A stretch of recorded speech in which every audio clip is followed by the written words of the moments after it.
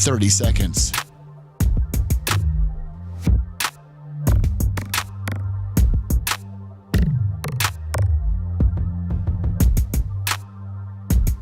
The show will start in 15 seconds, and this is your last audible warning.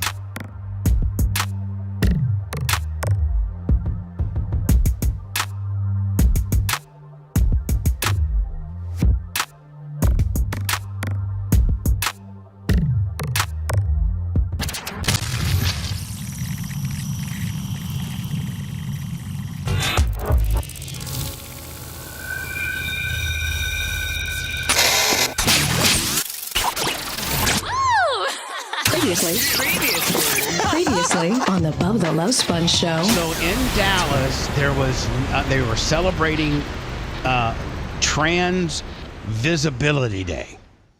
Now, what that means, I have no idea.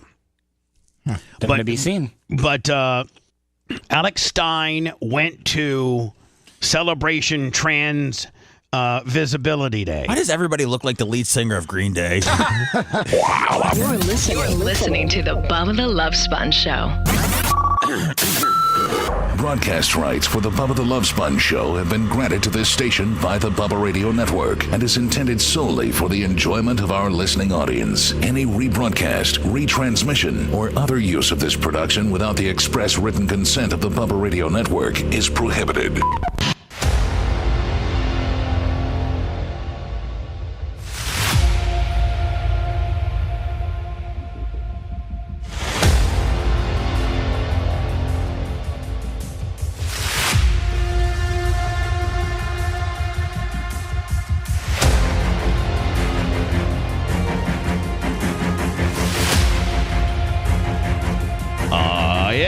It's just us, boys.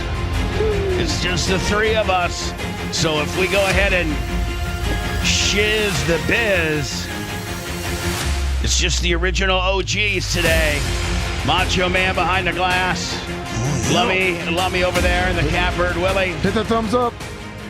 Seth Kushner, who's still a little shaken for being 3 minutes late and going 82 miles an hour. He's still a little shaken. And me, Bubba the Love Sponge, your host. You're one of the original shock jocks, if you will. The Mount Rushmore of shock jock radio. I guess. Look at that T-shirt I'm wearing. One of the most legendary. And Seth left Chicago before he could appreciate radio. But if you were anybody that grew up in Chicago or Northern Indiana, WLS was the apps, and it actually stood for World's Largest Store, because early on the WLS's 89 WLS Chicago, it was owned by Sears. Oh, Sears Road, yeah. And so World's Largest Store, 89 WLS Chicago. Let me find me some WLS jingles. Okay. And they had the I forget who their morning show was, and they had Animal Stories and Larry Lujak, and it was just a legendary. I got this website that I can buy some throwback T-shirts. Like, I think yesterday was The Loop, Chicago's 97.9, The Loop, one of the legendary rock stations of Chicago. So hopefully. I sent you the jingle, the 60s jingle. No, the 60s? Yes. I more grew up in the 70s. 70s jingle? The 70s. And, yeah, by the 80s, they had, you were listening to FM radio, and I was listening to The Loop, Lakeshore Drive, North Side, West Side, South Side in Chicago. All right. It's WLS. I mean, even the jingles were big-time productions. That wasn't necessarily the one I was looking for. I was looking for, maybe more like this. Hold on here. John Landecker. Yo, John Records.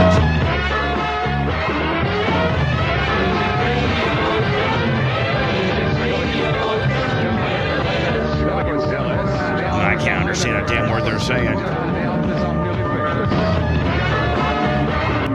Oh, it's because I got got multiple things playing, so my bad. Hold on here. I'm so sorry. Idiot. Here we go.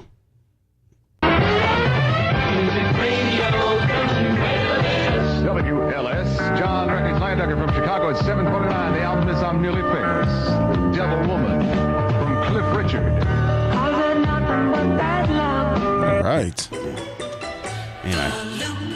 Anyway, thank you very much. Seth came in today. By the way, so let me, it's just this original 3 here. So we're going to see, we gave Tuttle a little bit of a hard time saying, my God, Tuttle, it took you to like almost the end of the show to get 1,000 thumbs up. Might be you. And then Tuttle started, you can get in Tuttle's head so easy. Yeah, he was. Well, maybe, I don't know. Maybe they don't like me. So, man, how horrible would it be? Here it is, just us, the original 3. Usually Monday and Tuesdays, the Diacos. Wednesdays, Tuttle. Thursdays, Brian, the babyface, Matroni. And then Friday, of course, Gene Lasker. Tomorrow, we're taking off. And Lummy said that tomorrow's best of. Now, Lummy, are we going to run the best ofs on YouTube? Yes. Well, we were talking let me just say this. I really would like that. Well, Gary and I were talking last night, and Gary is going to try to whip up something visual also. That's something different. All right. But if anything, there will be hold a on. Something premiere. visual, meaning is it going to be the same thing that's playing over the terrestrial radio deal, like the best of deal, or is it going to be just something all by itself? It's going to, it would have the terrestrial deal, but then followed by like a something just special for YouTube, the premiere.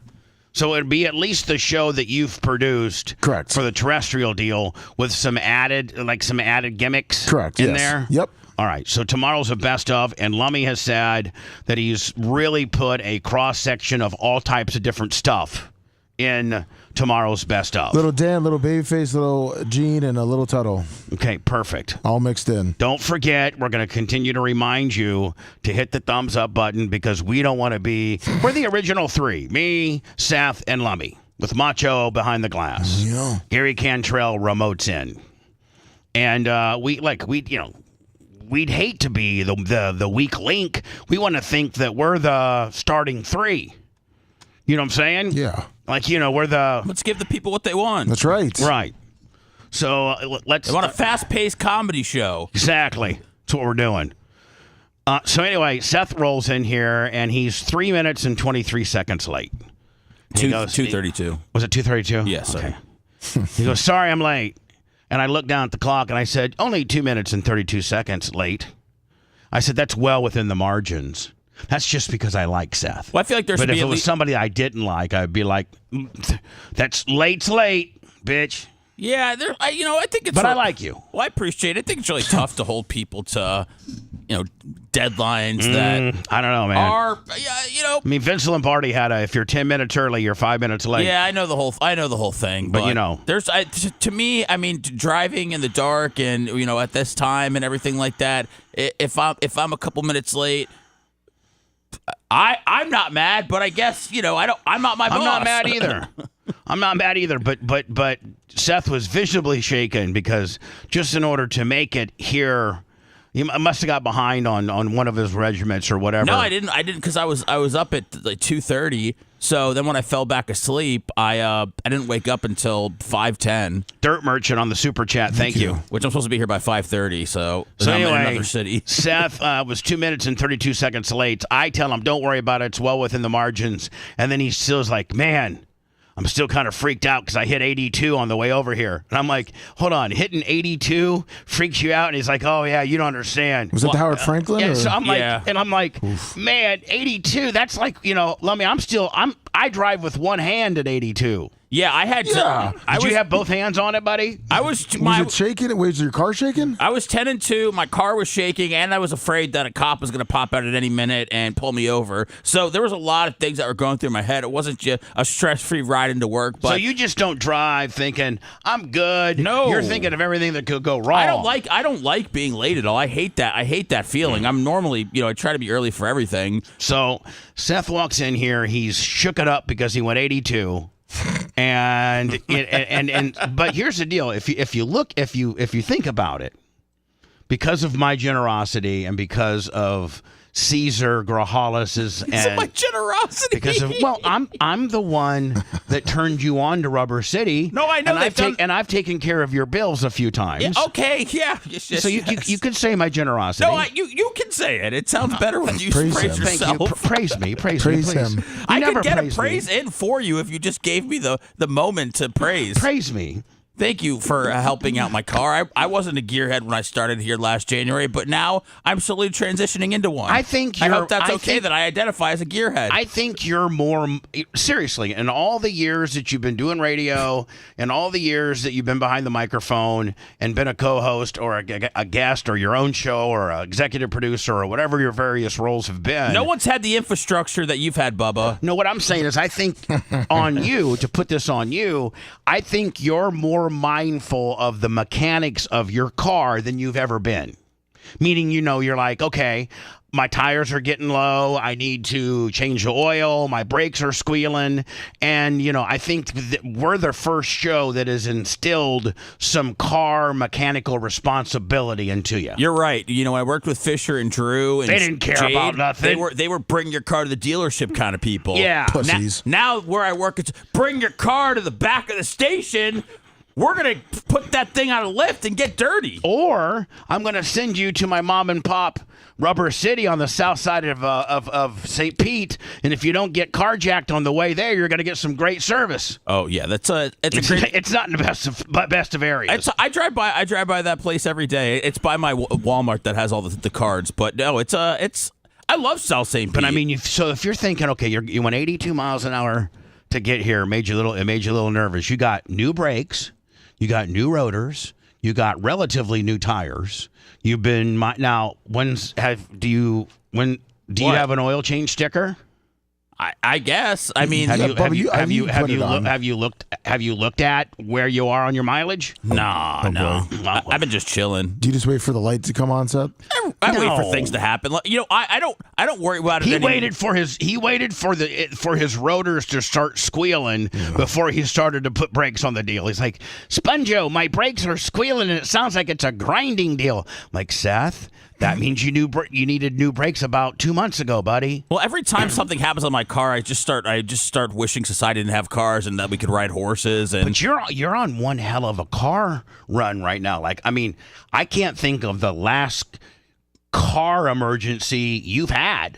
It's been a few months. You got new tires, you got new brakes, you got new oil.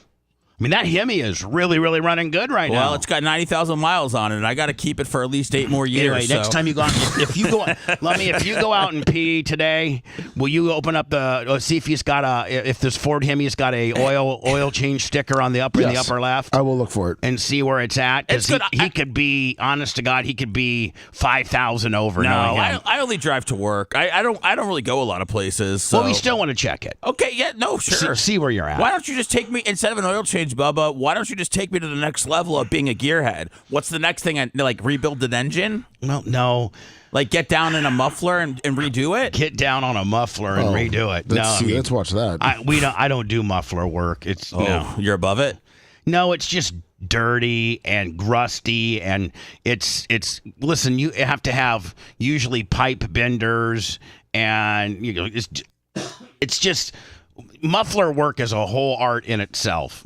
There's guys that'll work on cars but hate working on mufflers. Okay, I understand. I'm So sorry to bring you it gotta up. have a sawzall to cut off the old stuff, and it's just I'm more of a let's keep good brakes on there, let's keep good tires on there, here's the most important thing, and I know that 98% of everybody that's listening right now knows this, all men.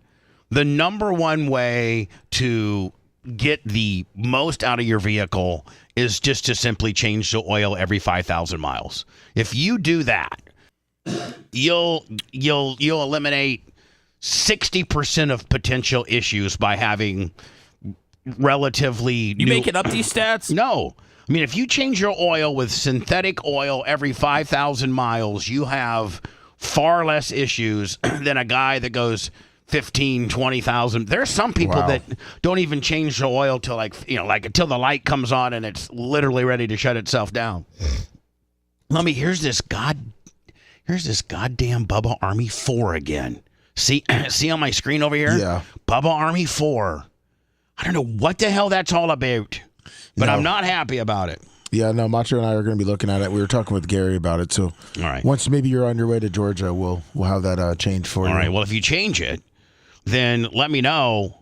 Oh, Merch Crick, she's supposed to bring me down an overnight bag today. Is she gonna be okay by herself? Yeah, well, yes, but she's already getting a little bit needy about it. She's like, oh my God, I can't believe. I'm like, listen. Did you bring the business last night to her? Yeah, I did. I brought right. I brought the business. I mean, Lummy. I brought the business during the day. I'm on a night.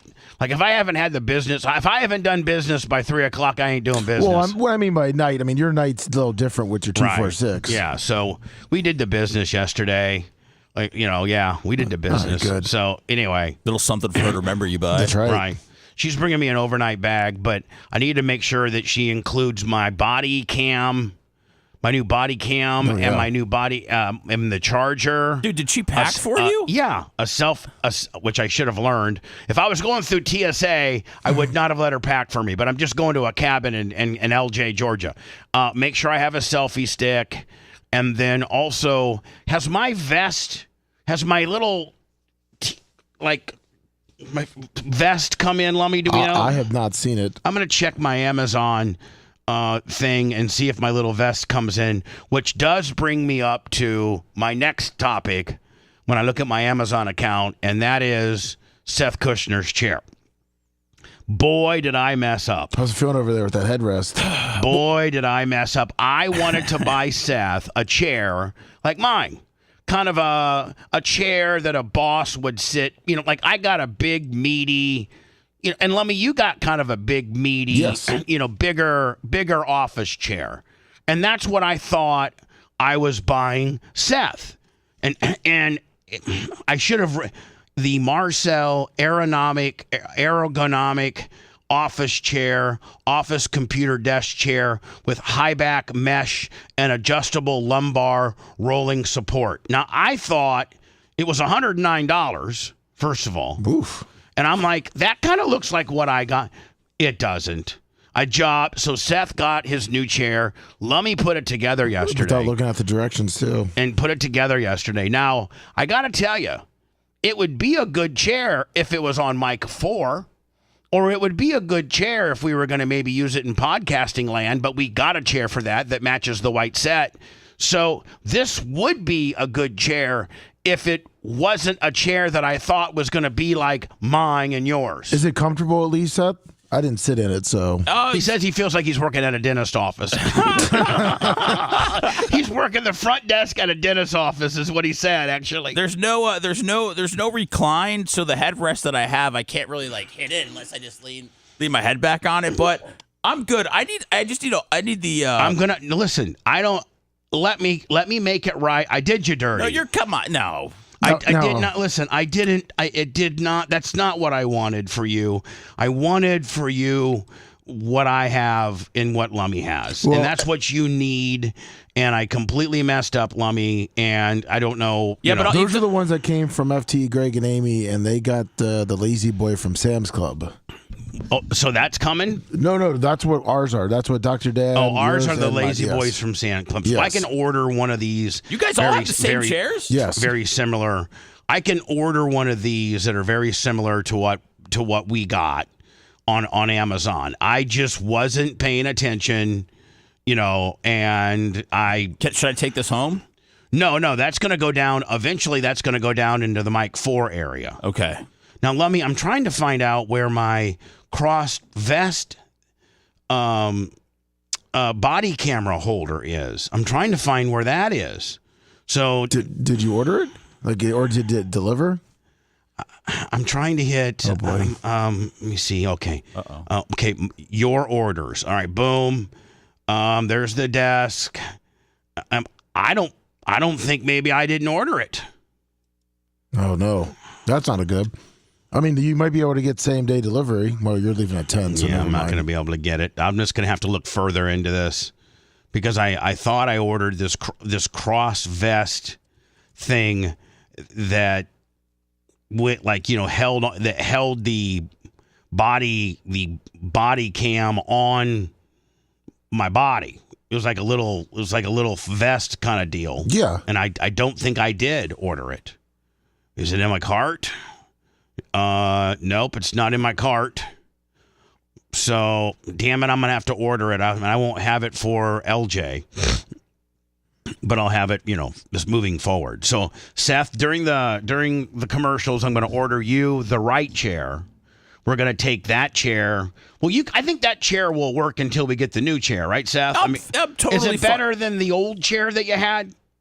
It's a new chair. Do you want me to try to get it to recline? No, guys, stop it. Because I didn't want to sit in it or touch it yesterday because I wanted you to be the first. Merch Crick, look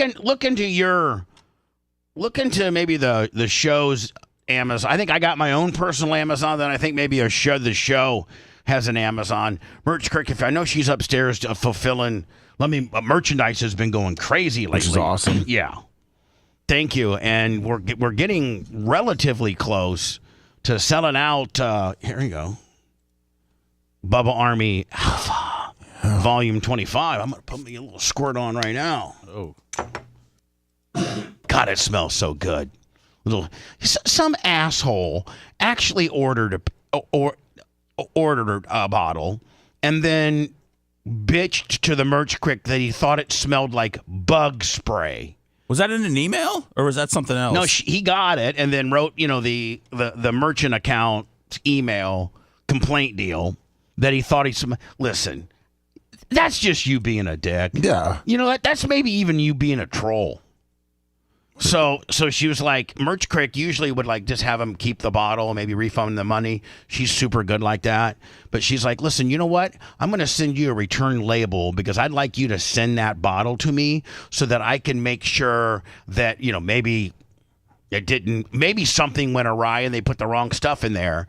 And I'm going to see if indeed it is a standard bottle of Bubba Army Alpha 25 and it's just you being a dick.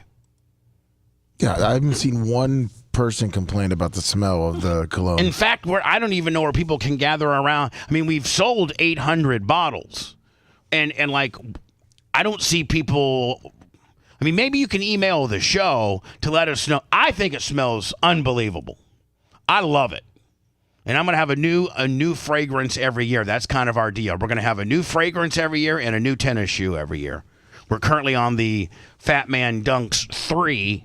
You got till the end of the month to buy those. And as of the end of the month, they'll no longer be available. There they are right there. They come in the commemorative box with a dust cover. They range from sizes 6 to 14. And there they are right there. Whew, that's a good-looking shoe. Sure is. That is a damn good-looking shoe. Are you going to get one? Oh, yeah. Kush, are you getting now? Kush, are you going to get one and wear it? Or are you going to get one and put it on Etsy or eBay? Etsy. I don't think I'm getting them. You don't want one? You don't want any? No, it's not that I don't want them. It's just not your jam. I just don't. What's on your feet right now? What's on your feet right now? John Morant Nikes. Oh. Well, I'm sorry, I'm not that. I mean, you are could be an athletic black man who plays basketball. I mean, that's not really. Well. Hi, who's this? Hi, good morning, Bubba. It's Mike out of Lithia. How are you? Hey, Mike out of Lithia. How are you doing? I'm doing good, man. Hey, couple of things. Good show lately. I appreciate that. I thought we were going with gay football camp on the clickbait. You were going to be back and forth between the two. Well, you know what? Yeah, because tariffs are here, and Trump did do a big tariff meeting or a big press conference. Yes, he did. He did do a big tariff press conference, so we'll get through that. So yes, okay, it's good. All right, it's good. So anyway, what do you got, buddy? Hey, quick statement. I was listening to Sirius XM yesterday. After your show, I listened to a show called Busted Open. It's a radio show. I'm not sure if you're familiar with it. Is that with Bubba Ray Dudley? Yeah, is it? I think so. Yeah. Bubba Ray, Dave LaGreca, a couple other people. So it's a good wrestling show, man. And they mentioned your name yesterday, Bubba, which I thought was very interesting. You need to get that documentary out so everybody can finally see or or be informed of what's going on with that. There was a. By the way, hold on, sir. I mean to interrupt you. I got a late breaking text from Seth's mom, Elise. She's got a straight tether right into the studios. She's like, Larry Lou Jack. That's what Larry and I used to listen to growing up. So, Nice. so Seth, your mom was a big Larry Lou Jack fan, like She me. said her and my dad? Yeah. My dad's 9 years older than her. Whatever. Okay. They were growing up. Okay. Maybe they were doing it. So anyway, sir, Busted Open, which I think does Taz host that show? No, sir. Okay, No. and Busted Open, which is the wrestling show on Sirius XM. My name was brought up yesterday, and can I predict it was not in a good way? It was just a quick one, a quick little mention, Bubba. They mentioned they were going over the top 20 heel turns in wrestling, and they referenced that Hulk Hogan was on the list 3 times, but Bubba the Love Sponge was not an answer. Meaning, I'm like, I don't understand what you're saying. I think they were trying to say that you were one of the top 10 heel turns in wrestling on Hulk Hogan. Oh, me turning heel on him? Yes, yeah. I thought it was kind of cheap heat, Bubba, but I just wanted to let you know this morning that that was on there. Just a documentary out.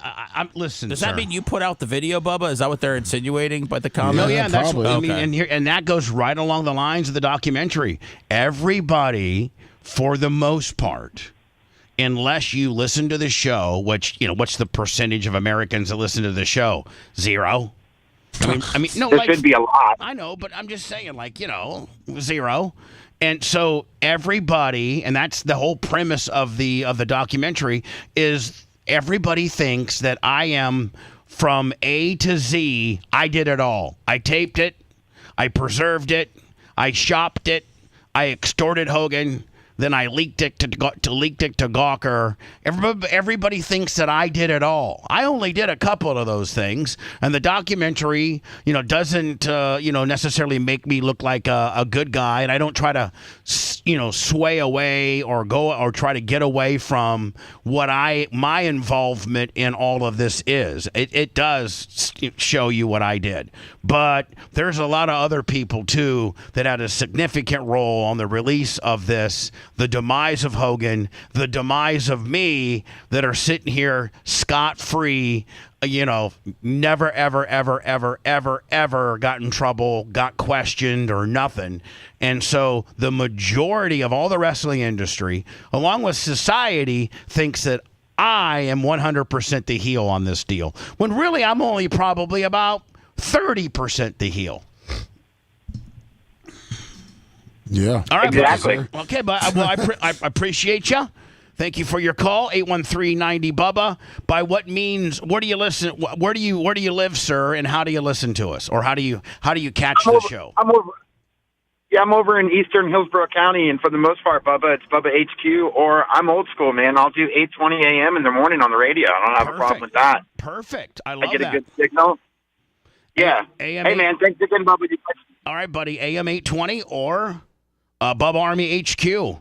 Really going to start pushing that once the app's out. Really going to start hitting Bubba Army HQ. Going to really start driving traffic to the app. One-stop shopping. I mean, we're going to have it so that you can even seek up on the video things. Yes, you can. On Bubba Army HQ. That's right. Hello, who's this? Hey, this is Doug from Orange City. Doug from Orange City. You mean just outside of Orlando? Yes, sir. Yes. What can I do for on the right side of the interstate from Deltona. I used to stay at the Holiday Inn Express right there off the interstate when Tyler would have a multi-day racing tournament at New Smyrna. We would stay at that hotel right there. Yes, sir, and then Shootout 44. Then Yeah. I think Hey, then I think there's either a Village Inn or a Cracker Barrel right there, and we'd have breakfast right there. Village Inn, buddy. Yeah. Village Inn. Hey, I wanted to tell you, Bubba, I was born in Van Wert. By the way, moved to Tampa. Van Wert, Ohio. Let's make sure we fill everybody into the. A lot of people don't know what Van Wert Yes, is. sir. Van Wert, Ohio. Yes, go ahead. Then moved to Tampa, Mhm. and then I quit teaching, and we moved to LJ. And I wanted to tell you, you've been saying LJ. I don't know if you're doing it on purpose or not, but them rednecks up there are going to look at you funny if you don't say it. L-J. L-J. That's where I'm leaving That's for it. today at 10:05, headed to L-J, Georgia, which is about 50 miles from the Georgia-South Carolina line, and it's about maybe, 45 minutes from Chattanooga? About 50 minutes, about 50 minutes, about a 7.5-hour drive, something like Yeah, that. trust me, I know. I'm going to be with my buddy, my agent, Tom Bean. We got a lot of things to talk about. He's making the final designs on his big cabin that he's building up there. Seth, I got to tell you, when he gets his cabin done, which will be probably later this fall, Nice. we should do a couples content house up there. How big is it? It's big enough. It's 4-bedroom. Oh, nice. So it could be like Ashley and you. Thank you. Me and the Crick, Seth, and Phoebe, and then Mach and whoever Mach brings, and not necessarily Seth like 4 camera or 4 broadcasts, just for us to get away and have a good time. Like not necessarily that we're on and that we're doing. We could maybe go live a couple times if we wanted to, but it wouldn't be near the production of a standard content house where we got cameras everywhere. We would just be hanging out, having a good time. Would Tom Bean be there? No, just us. Will you bring Dan and his wife? Well, that could be a problem too. but I mean- Brian? Tuds and Kristen? I'm just seeing how deep this goes. Gene and his wife. And, sir, what other city names does Bubba mispronounce? All of just them. not stop at LJ. Anyway, Well, LJ. I'm not sure. I'm not sure whether he does Listen, it on I knew where purpose. Van Wert, Ohio was. I knew I will from this point forward, sir, call it LJ. And by what means, sir, before I let you go, the phone lines are packed, by the way, 813-90 Bubba. By what means do you catch the show? I'm a solid radio I.O. guy. I walk around with it in my pocket all day. Radio I.O. Bubba Army HQ. You mean Bubba Army HQ? Oh, radio I.O. still. Yeah, okay, old school. We know how deep you are. Radio I.O. It's Yeah. Well, you were saying Bubba HQ, so I know I was on radio I.O. okay, fantastic. But that aggregates back to Bubba Army HQ. You may be getting it through Radio I.O., but that aggregates to the original mothership, which is Bubba Army HQ. Okay, man, that's great. All right, appreciate you, bud. Van Wert, Ohio. Hi, you're on the air. It's the Bubba Show. Hey, Bub, it's Dave from West Palm. Hi, Dave from West Palm. Usually Dave from West Palm has a story. He usually's got something pretty decent. I like Dave from West Palm. Dave, what can I do for you? Well, I was on vacation last week, and I know you were on vacation the week before, so I haven't caught up on the shows yet. Is Rhett still there, or something happened? Nope, Rhett doesn't work here anymore. No, it was not a adversarial thing. It was very much we're gonna listen. I was contemplating on letting Rhett go before we went on vacation.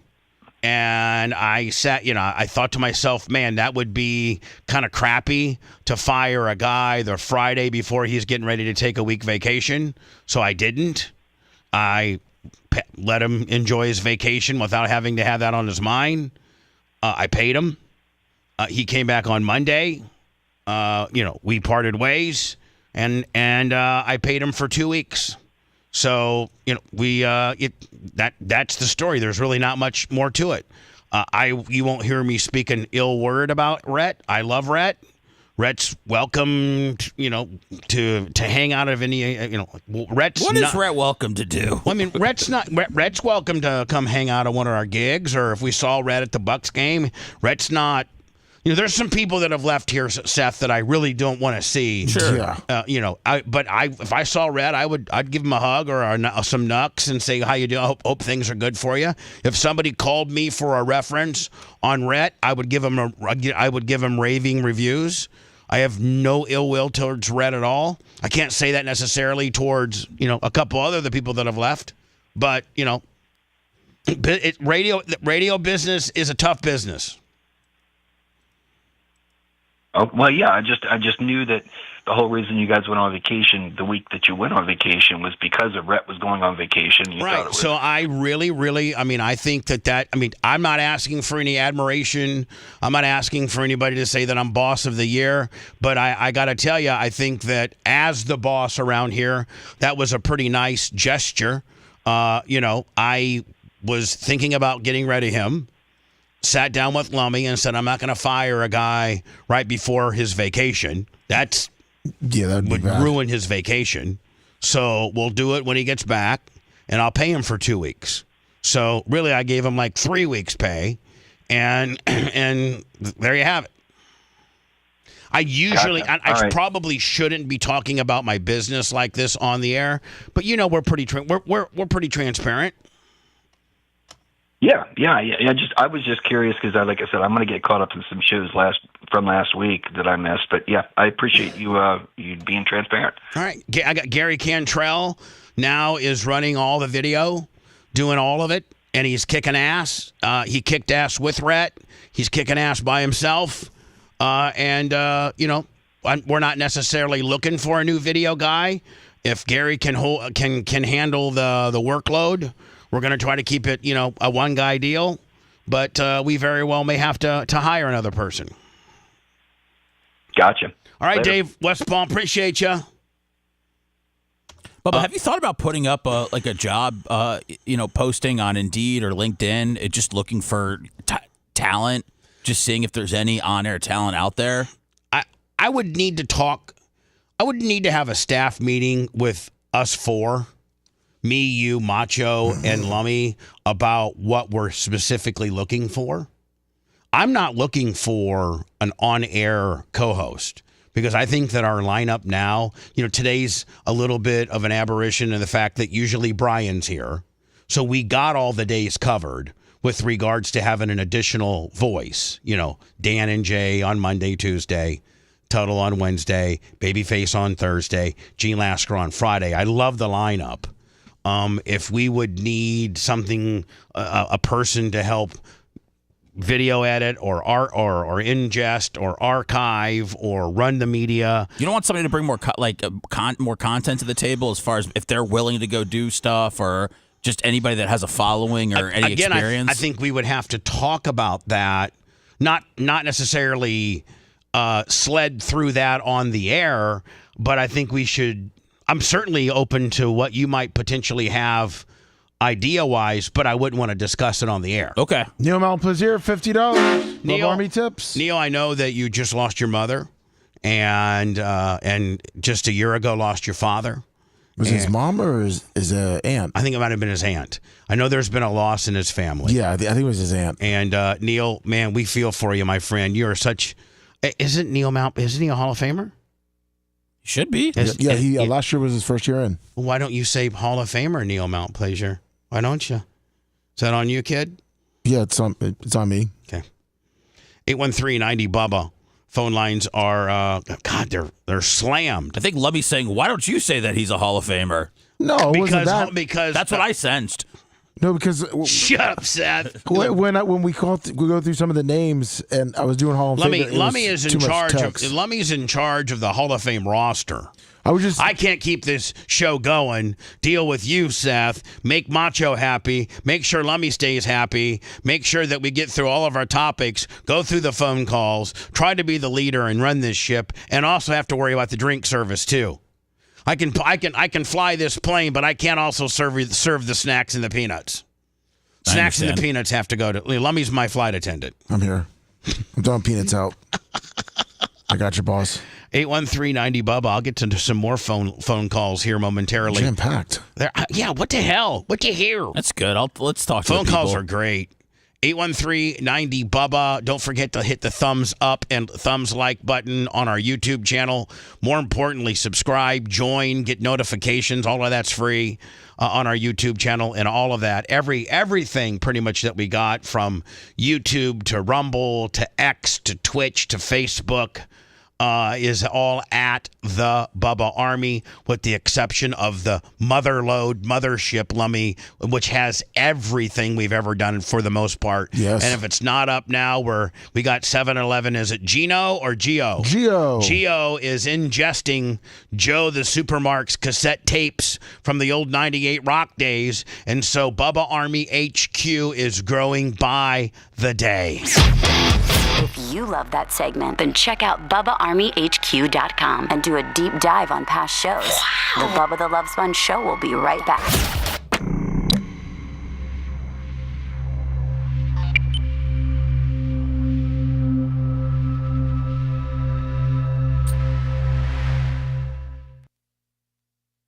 Hit the thumbs up. So it doesn't read. Did you mess with this? I didn't really want to. It's fine. It doesn't. Here, sit in it.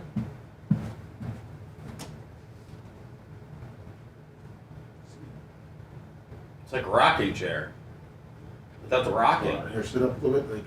Not the other. There you go. Now try. Oh! Let me got the. There we Oh, go. it's a little. It's a little wobbly. It's not what I think it's just because the. Am I uneven? It feels like. No, it's good. Yeah, it's just. I think the size of the chair. It's a little small. This is a great chair. Oh, man, you should see the one I'm thinking about getting, Lummy. Come here, look. Is it Seth, look at Is this. it massager built in? Seth, Oh wow. Oh, well, Jesus. There you go. look at Seth. that. That wraps around, buddy. Wow. That's like somebody's giving you a hug. I'm turned on. So, do you want to get a massage chair up there too? I'm done with massage chairs. I only do the massage tables. Oh yeah, buddy. He was on this massage table yesterday. A massage table? Yeah. We got to talk about the wellness center next. Thank you, Neil.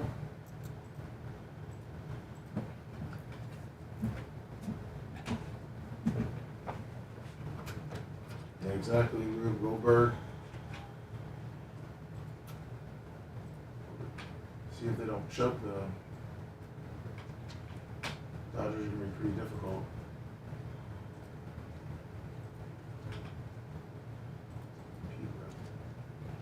Hit that thumbs up. Bubba Army Tips, Venmo, Cash App, PayPal.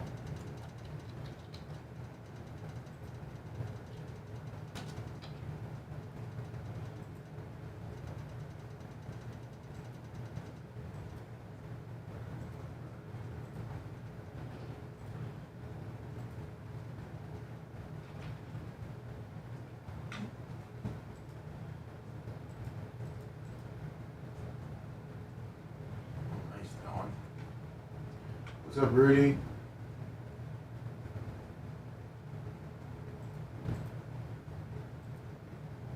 Morning, Sterling, Harvey, Yenzer, Shine, Nakash.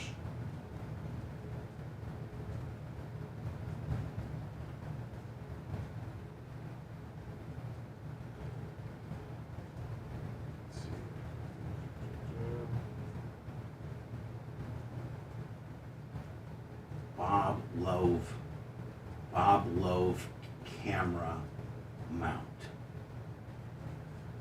Fuck. All right, now to order it. Bob Love.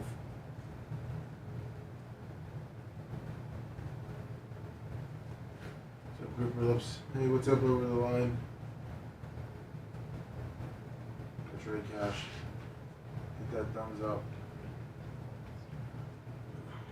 We're sitting at 8 o'clock. Get worried.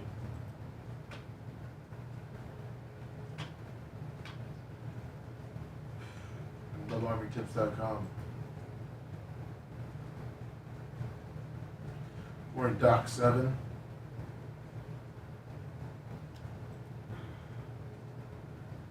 Gene. What's up, Xerxes? I liked your little picture. Hopefully, Goober Lips.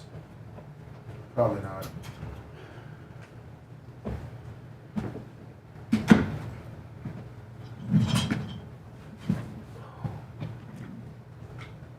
Bob Love body camera mount. Fuck. Bob Loeb.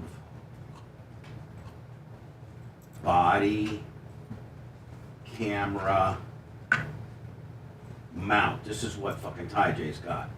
And he sent it to me, but I fucking didn't order it like a fucking jobber. It's one of these crossbody willies. There it is, right there. Morning, Xerxes. Of course. Of course, Double T.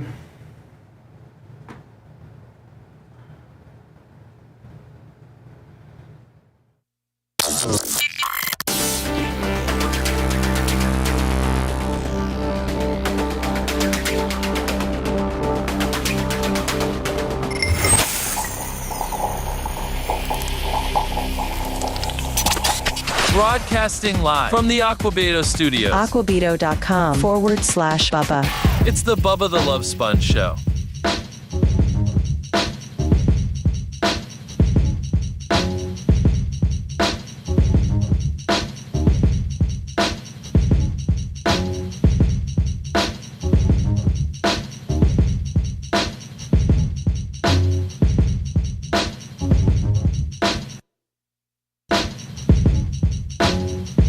Just got a text from Merch Crick. She said, everything you wanted is packed. The guy that said that the cologne smelled like bug spray wanted to keep it and not be reimbursed. He's been a troll in the past on the show email. Not going to mention his name because it's just at that point advocating him to do more trolling, Lummy. Yeah. That's a long play right there to get the cologne, order it, wait for it to show up, complain about it, try to cause a scene. Man. And then when we offer to send you a shipping label for you to send it back so that we can indeed smell it to see if it's not, maybe they put the wrong, for some reason they messed up and put the wrong stuff in there and it's not the badass $400 Creed smelling stuff that I got, that 99.99% everybody else got. Bubba Army store, Bubba Army shirt, ship, BubbaArmyMerch.com. Then you're like, oh, no, keep, I just want to keep it. Dick. Probably won't be getting any more orders from him. Lummy, I went and checked. Ty J sent me the crossbody camera mount that he has. I thought I ordered it, but I guess I didn't. So I just ordered it. And I ordered Seth's chair. Did you see the chair that I ordered? Pretty badass. $150. Woo. And it's like a wraparound deal where it's really nice. Oh, that's going to keep its value. And I ordered the crossbody mount camera, body cam mount, but it's not getting here till April 22nd. Holy crap. Like, what the hell's that out of here? Hello. Morning, Bubba. Mike from Naples. Hi, Mike. How you doing? All right. Love the show. I just wanted to mark out to the Bubba Army because last night they mushroom stamped Alex Stein's show to the point where Alex and Prepaid had to mention and mark out to your show multiple times on air, and it was great. So, the Bubba Army went and watched Alex show. Yeah, like Christine Travis donated a bunch of money. A bunch of other people that just kept mushroom stamping him so much for super chats that he had to keep bringing What did you say, Seth? I said that. Remember, he was doing his 300th show, so he wanted a bunch of people to listen. Right. Night. And we gave out, how to get it and stuff. Yeah, yeah. Right. So thank you for the Bubba Army for doing that for Alex in his 300 show and throwing out some money his way. I'm sure that he is very money and Alex Stein go hand in hand. Hey, and I love Babyface, but it doesn't look like he's going to hit 1,000 today. So you don't think? Hold on. We're 48. I don't think he's going to hit 1,000. Babyface isn't here. Numbnuts. Babyface is not. I know. I'm breaking his ball. Everybody's in their old world with the comedy. I'm just breaking his balls. How can you be breaking Babyface's balls when he's not here today? He's in Vegas with his dad. And you're not listening. What came out of your hole was, I'm gonna just bust Babyface's balls because it looks like he's not gonna hit 1,000 today. I try to tell the dildo that, just listen, Babyface isn't even in the studio today. So if we don't hit 1,000, that's on us. That makes us look stupid. Oh no, I'm just busting it. You're not. You're busting our balls, Just you jokes, dumbass. Just jokes, cuz. Just jokes. No, just stupidity. Hall of Fame, Cable Dog, $50 on the Venmo. Thank you, my fellow Hoosier, Todd McCabe, him, Scotty Landers, of course, John Costica, Julie Bernal, some great Hoosiers out there. Gooch, yeah, Shane Brown, Sumo. And I've been told by Gooch that, Tony now gets up earlier. Tony used to, he's got a kid. Yeah. And he gets up earlier, and Tony turns the show on from time to time. Oh, hello, so Tony. that's kind of cool. Yeah. And secondly, the dude that just called in, how are we not going to hit 1,000 thumbs up? We're already at 400. I haven't refreshed in a while. Let me refresh. We were at 453 just a minute ago, and now we're at, so we're at 454. We're 1 hour into the show. We got 3 more hours, and we're almost halfway there. How are we not going to hit 1,000? Yeah, bad joke, Mike. Bad joke. And if we weren't, and if we didn't hit 1,000, it would just because you guys are being dicks. That's right. I mean, it's just because you're trying to make us feel bad about ourselves. Realistically, you should make us feel good about ourselves, so we're in here busting our ass trying to give you a good show. You unappreciative son of bitches. This woman here, Lummy, from, was she from ESPN? The Athletic. Oh, okay. Which is a very reputable thing, right? Did Lightning win last night, or they got a game tonight? They're on fire lately. Looks like they play at 7 tonight. Lightning face Senators tonight at 7. Atlantic Division, Maple Leafs 96 points, Lightning 93, Florida 92. I think the Lightning are the number 4 seed right now in the conference. Yeah, they're on a streak. I got to tell you, man, Seth, as much as we didn't like it, moving on from Stamkos, saving that $4 or $5 million, even though he's the face of the franchise, was probably business-wise the right thing to do. It was tough as a fan because he was the face of the came here when he was 18 years old, out of the juniors, number 1 overall pick. And what's his name said he was never going to be an NHL player. Barry Melrose. Barry Melrose. Yeah. And didn't the new management fire Melrose into the 17th game because they were like? I think he resigned. I think the new owners really liked him.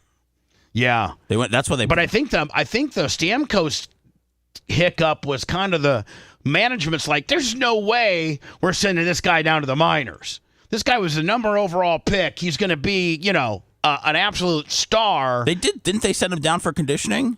Yes, they did. For how long? Not long at all. Pretty much until he was fired or he resigned. Yeah, Melrose didn't like him. Did the Rays get beat by Pittsburgh yesterday? Yeah. It was a 1 o'clock game too. They lost to the Pirates. Here's the latest from the Atlantic. They still have so many questions at quarterback, which brings us to Kirk Cousins. Is that a real thing for Atlanta to trade Kirk to Cleveland? From my sense, yes. Now, who did Atlanta go get? They got the kid from last year, right? Michael Penix. Yeah, they got formerly from IU, then from most recently from Washington, right? Michael Penix Jr. originally a Pasco County kid. Did you know that? Yeah. I think he went Pasco County, Berkeley, didn't he? I thought he was a St. Pete guy. No, he's a Pasco. He was a Pasco County, Land O'Lakes kind of guy. Tech, I think it was. Let me. Is there a lot of that here? Like you got IMG. Yeah. You got Jesuit. You got Berkeley.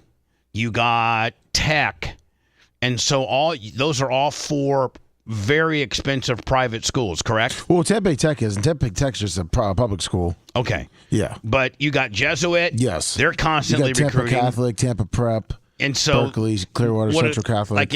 Are they looking like at freshmen and sophomores that are just really studs, and they go to their family and said, hey, now do they go to their family and say, hey, we got this host family that wants to have your kid live with them so he lives within the district? Or do they go, we're going to buy you a townhome just, a mile from the school? Well, like, the how good does thing that, with those how does private that schools, go? those private schools are good because you don't have to live in the district. Just like when I was in high school, they had Lastings Millich, who was a first-round pick. He lived in Bradenton, and he had a host family living in St. Pete, so he can go to Northside High School. And it's a private school, so you don't really have to. So private schools, you could live in Atlanta, and if you took a Learjet to school every day, great. Yeah. Doesn't matter. Plan high school differently. There is no jurisdiction lines. No, you could. Anyone could play. But Plant, Jesuit, which is a public school, they've been known to bring a ringer in and put them up with a rich family. Have they not? Yes, they have. So now has Atlanta committed to Michael Penix Jr.? Yes. They've committed to him. Yeah. And doesn't Kirk Cousins have a big number? Yes. What's his number? Seth, you know his number? I don't. I know he made $90 million, I think, last year. Yeah. What? Yeah, he's... Yeah. All right. Were they trying to off him and they couldn't find anybody? And the reason why they couldn't find anybody, not necessarily is because he's not a good player. Well, didn't he kind of crap the bed towards the end of the year? And that's when they threw Penix in there? Yeah, he was horrible. Right. And he's overpaid. They probably can't get anybody to take I think his deal's probably guaranteed. The money's not an issue. The thing is that Atlanta wants to have, two quarterbacks. In case Penix get hurt. But Kirk Cousins wants to start. So, it makes sense to go to Cleveland. They're saying that if he goes to Cleveland, Adam Schefter's saying that obviously Cleveland and then the Giants are not interested in taking a quarterback at all. So if he does go there, that nobody really knows where Shador is going to end up. All right, so here's the Kirk Cousins deal. Kirk Cousins' salary is $27.5 million base for this year. For Atlanta to trade Kirk to Cleveland, from my sense, yes. And what does Cleveland have left trade bait wise? What are they trading sixths? But you know what, Seth? I got to think that Cousins is not that, shiny object. He's not a first. He's a third rounder. No, maybe. it's not even that. This would be to get the money off the books. This is just to get them. So if you got a fifth or a sixth or even a last day select, right? The Packers got the guy from the Tennessee Titans. Was it Malik Willis for a seventh rounder? I don't know. Yeah, it wouldn't be much. Wow. I don't know how far along it is right now. I just know there's enough smoke around this and enough conversations being had that this would not be a surprising move. Knowing Kevin Stefanski coached Kirk Cousins when he was in Minnesota. Right now, Cleveland's got Kenny Pickett. Kenny Pickett. And Deshaun Watson. But yesterday, ownership in the Browns said, we made a mistake unilaterally on Deshaun Watson. We absolutely screwed the pooch on Deshaun Watson. I don't know that Deshaun Watson will ever take a snap as a Brown ever again. It was the biggest guaranteed NFL contract at the time when they lured him away from was it the from the Titans? No, Texans. I'm sorry, from Houston. I always want to call them the Oilers.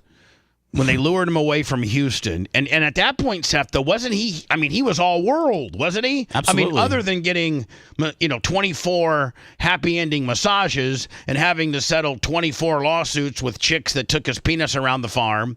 Other than that, his play on the field was outstanding with Houston. Yes. And so, Cleveland's like, okay, we can get around the sexual massage deal. We're going to make, was it 2 number ones or 4? Three number ones, a third, and a sixth. 3 number ones, a third, and a sixth. And then, wasn't it 240 million, all of which was guaranteed? Yes. Something like that? Yeah, it was ridiculous. He goes out the first year, doesn't do anything. Well, he was suspended the first 11 games of his first season. That's right. So the first 11 games, guy can't play. Then he comes out, does for the remaining 5 or whatever, does really nothing. And the Boo Birds come out. They're like, this guy at least should be able to infuse himself into Game 12 and make a difference. He looked like an ass bucket. Then he goes out last year and blows his Achilles so bad, blew it so bad that they're saying he's going to not even be ready. Well, he tore it twice. Mm-hmm. That's right. He tore it twice, right? Yeah, he tore it, and then when he was, I guess. I don't think he rehabbing. I don't know if he was rehabbing, maybe, but yeah, then he tore it again. So they're like, I think they're saying that he's like a no-go for all of this year. Yeah, I think the sun's setting on his career. So if he had how long of a deal did he sign leaving Houston to go to Cleveland? Because he's already eaten up this will be his 3rd year.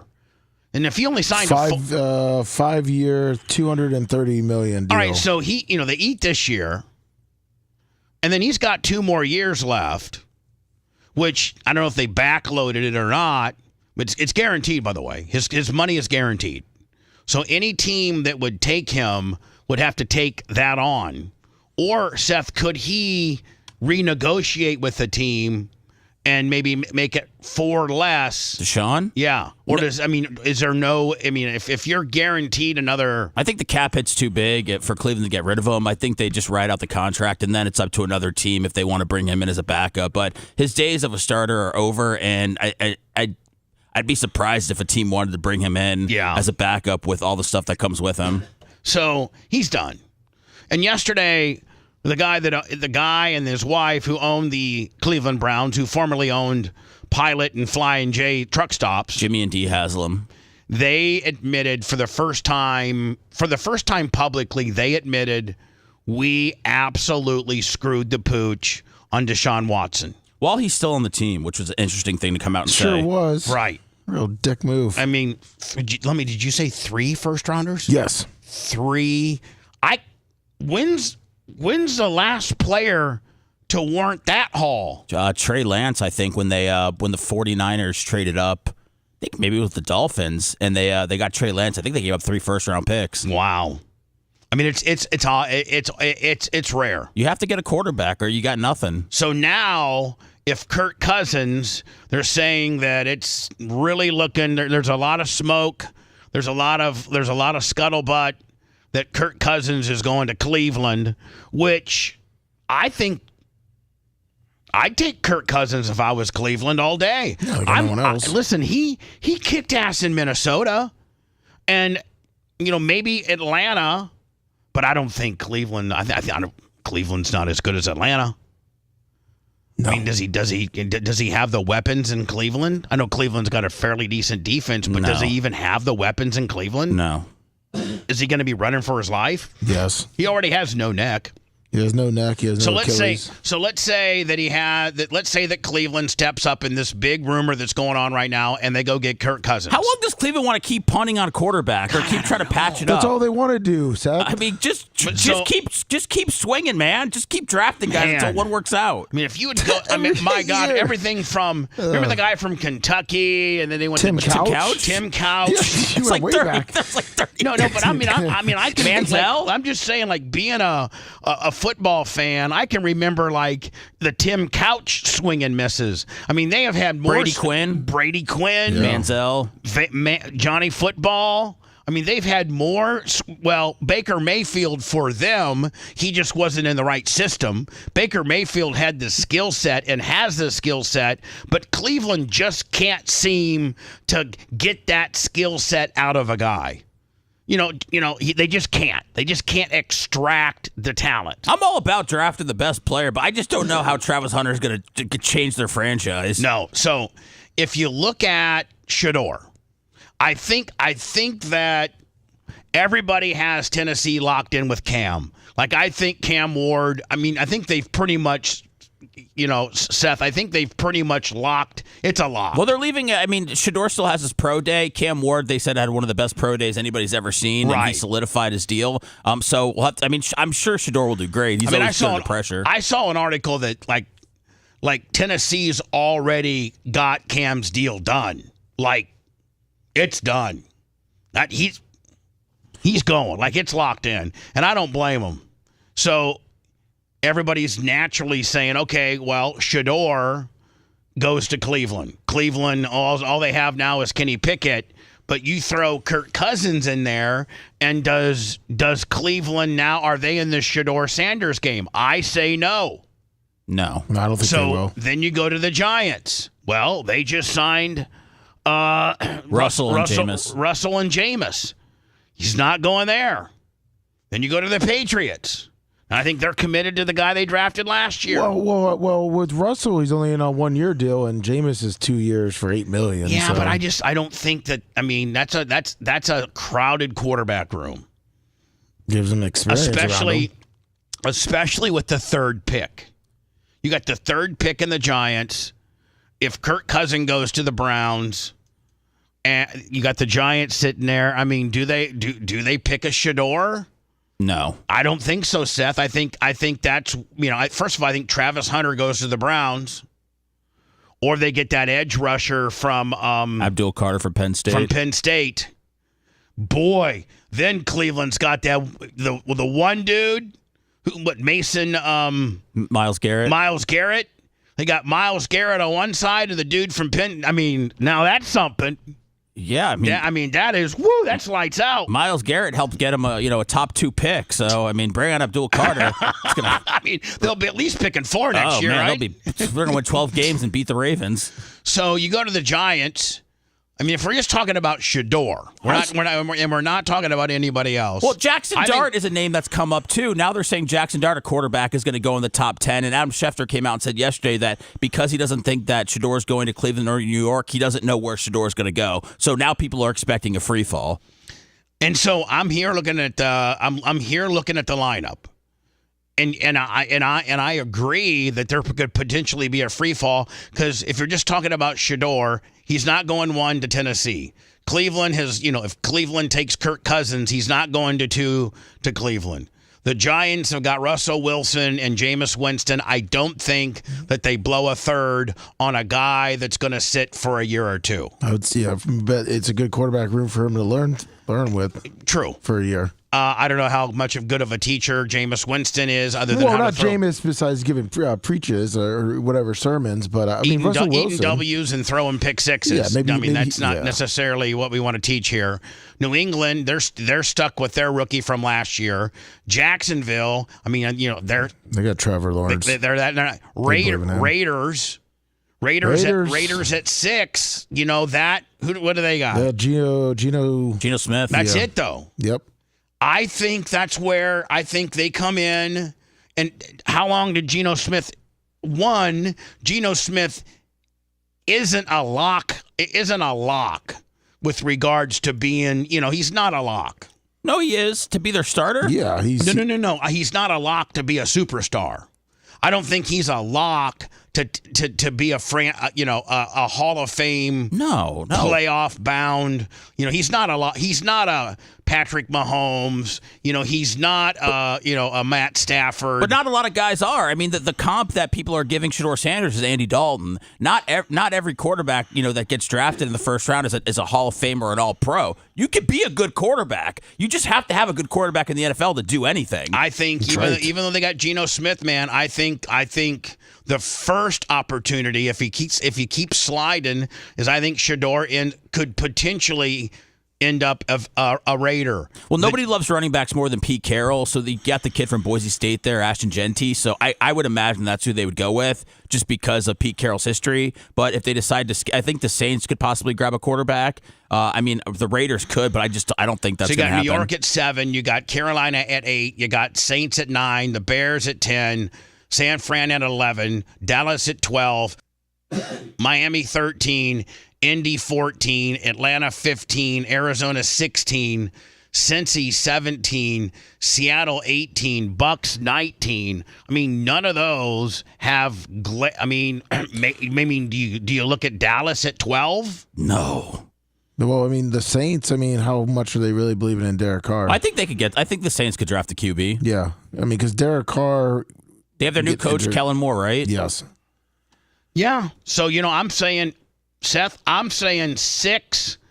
He either goes 6 to the Raiders or 9th to the Saints. If the Saints don't take him, then I don't know where you go, because these next teams don't. I mean, San Fran don't need you. I mean, Chicago's committed with what they got. San Fran's got a franchise quarterback. Dallas has got a franchise quarterback. Miami's got a franchise quarterback. Indianapolis has, the kid from Florida, and they brought in Danny Dimes. Danny Dimes. Falcons just got rid of Cousins because they're committed to Penix. They're not going to bring another rookie in. Arizona, Kyle Murray. I mean, is he? No, he's the guy. Yeah, he's their guy. Cincinnati with Burrows. Seattle, Tampa, Denver, Pittsburgh, Chargers, Packers, Vikings. Could you see Shador falling to a second rounder? No, because someone would trade up.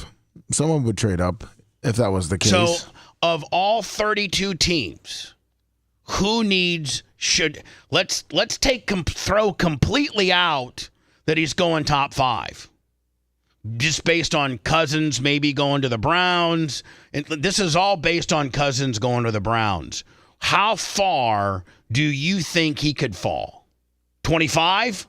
I think Houston Texans? I think he'll go to, where's the Saints, number 9? Saints are 9. I think he'll either go to the Saints in the 9 or he'll go in the 9 spot. I could see somebody trading up. Someone trades up and gets it. So he goes 9, and whether that's the Saints or somebody who swapped with the Saints, you think he goes 9? Yeah, Who after 9 needs a quarterback?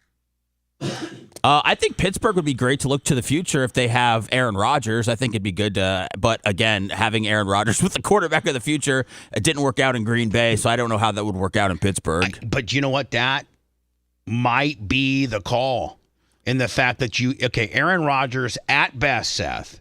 Let's say Aaron Rodgers comes in and goes Aaron Rodgers, old school Aaron Rodgers, gets the ball out quickly, has a few weapons, and makes him a playoff contender team. You know he has it in him, whether his head game, whether the ayahuasca, whether his prima donna, whatever. He's got something left. I don't know what it is, and I don't know for how many games, but he's got something. And so listen, Aaron Rodgers has got to change his attitude. So let's say he goes into to Pittsburgh and does well. He's going and just because of the Dion factor, and he's going to mentor Shador because he wants his legacy to be he wants to be a good guy and not a prima donna prick on his way out. Now, whether he has 1 year or 3 years, 3 years max. He could have just one. If Shador, now don't forget, the Packers sat Rodgers for 3. The Packers set Love for 3. That seems to be the magic number. Shador sits for 2 or 3, all under the tutelage of Aaron Rodgers. He's going to learn some great stuff from Aaron Rodgers. And you're right, Aaron's never been a mentor, but it's time for him to be one so that he can de-dick himself and go out less of a dick than he is now. Do you think he can? It doesn't really seem like with the contract, what it's hearing is that he's not really de-dicking himself from the Steelers. I mean, is he playing hardball with the Steelers? Yeah, that's why they haven't signed. He's playing hardball. He's still even saying like, maybe I don't want to play. Good. This year. Get the hell out of here. The sooner he's out of the league, the less congested the league is. That's right. I mean, for real. Listen, nobody was a bigger. I got an Aaron Rodgers jersey. Oh. I mean, I went to when my buddy was worked for the Green Bay Packers, and I got a private tour of the locker room. I got a picture of Tyler sitting at Aaron Rodgers' locker. I mean, I thought that Brian Gutekunst handled the Aaron Rodgers situation wrongly. I don't know if that's a word or not, but I thought that they should have given Aaron Rodgers a little more say-so when he was the guy. I think they showed him the door kind of in a dick type way. Obviously, I was wrong because he's a prima donna asshole. And it seems like, the sooner he can get out of the league. I didn't feel this way about Brett Favre. I didn't feel this way about Peyton Manning. I didn't feel this way about Tom Brady. I didn't feel this way about some of these old timers that went on to have success later in their career because they weren't dicks. They were good. Peyton Manning, you couldn't ask for a nicer dude on or off the field. That's right. Tom Brady, he was strict and stiff, but he produced and he knew what he wanted, and you didn't ever hear that he was holding out or being a dick. He had a stiff deal. He knew what he wanted. When he came to the Bucs, he said, "I need Gronk. I need AB," and they built the team around. And guess what? They got what they wanted. They said, "We got a 2-year window to win a Super Bowl," and you know what? They won. They sure did. Aaron Rodgers, post-Packers, has been a prima donna, non-producing dick. The sooner he gets out of the league, the better. Would I like him to go to the Steelers and have a good year? Not really. Not really. I'm over him. I think a lot of people are. I really am. I think that ayahuasca retreat turned him into flipped some type of dick gene. But if he does well and Pittsburgh embraces him, his whole story changes. Seth, you're so right. If he goes, because it's Midwestern, it's blue collar like Green Bay. It's not the flashy, big, sexy lights of New York. It's blue collar, and you're right, Seth. He goes in there, takes them to the playoffs, maybe makes a deep run or makes them competitive. Everything changes for him. You're right. There's so much riding on this, but it requires you to, 1, get signed, and 2, participate in all the offseason stuff. Remember, Lummy, when he would play for the Packers and even the Jets, he didn't do any OTAs. No, he didn't. He never. I don't even know that he played, but like 2 series in preseason. Yeah, normally he took off the preseason. I'm okay with that.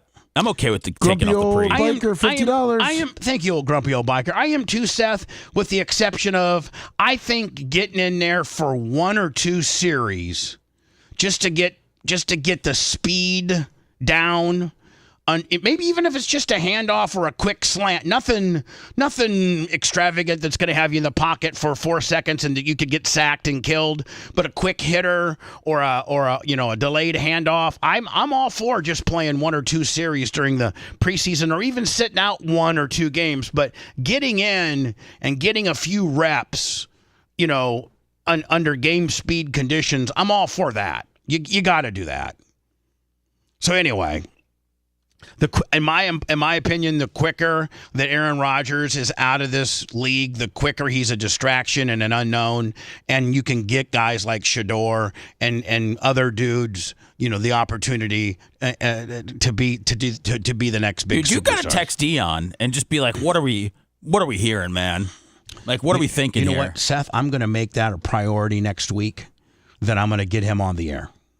Yeah, text him on the way to Georgia. I will. Yeah. I'm probably on my way home Saturday night, Sunday. I'll be like, Dion, I got. As we get closer to the draft, do me a solid.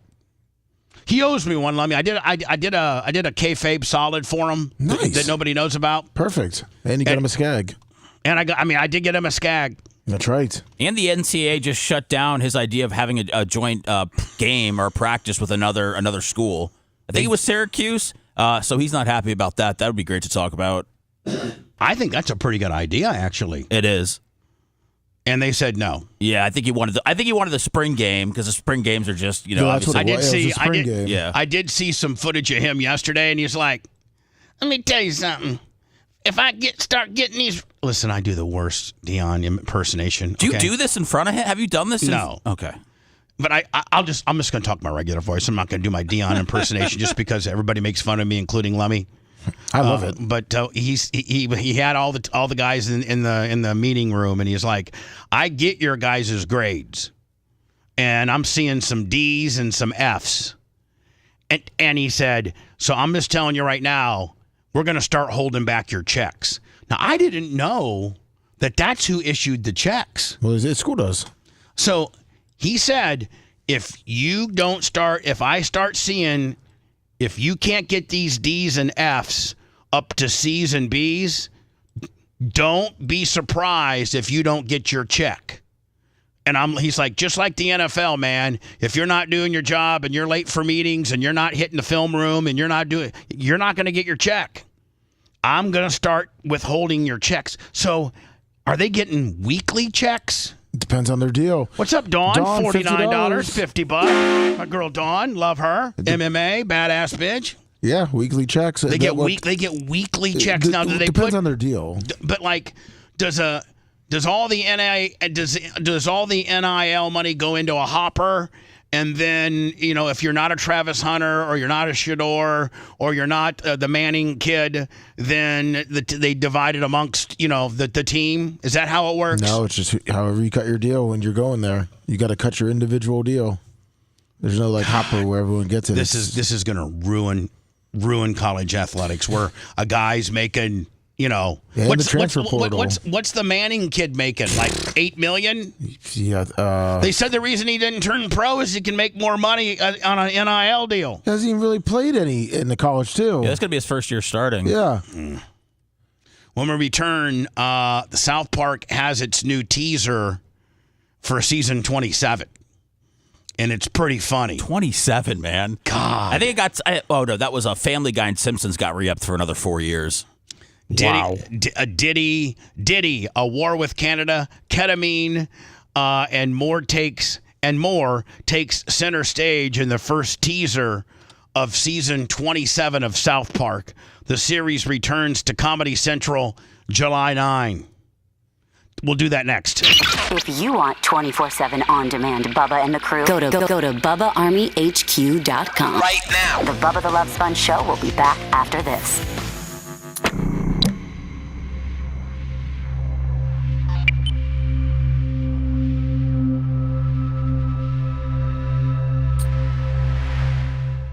Jerkism. $6.6 million for his NIL deal. Can you fucking believe that? It's ridiculous. And then if you're a guy, like your second string at Ohio State, and you're a sophomore, and the guy ahead of you is a junior, and you're not going to get a play for a couple of years.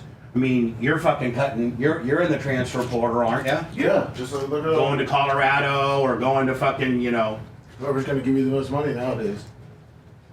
Give you the best deals. Yeah, playing time. I'm all for it.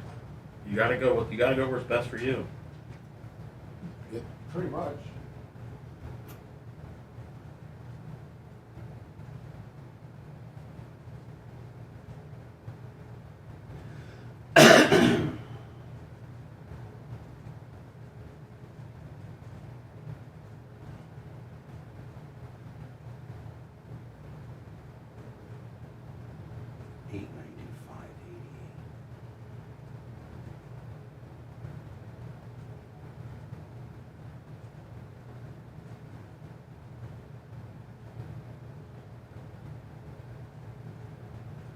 Hey, let me know if did the Instead number change at all?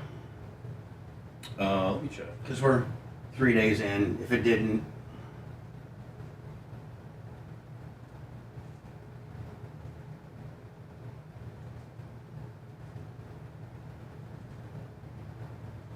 Let's see.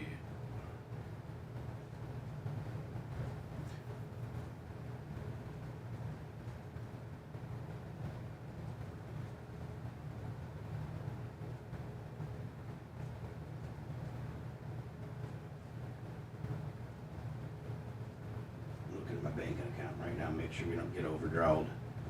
Make sure we don't get overdrawed. Well, April 11th.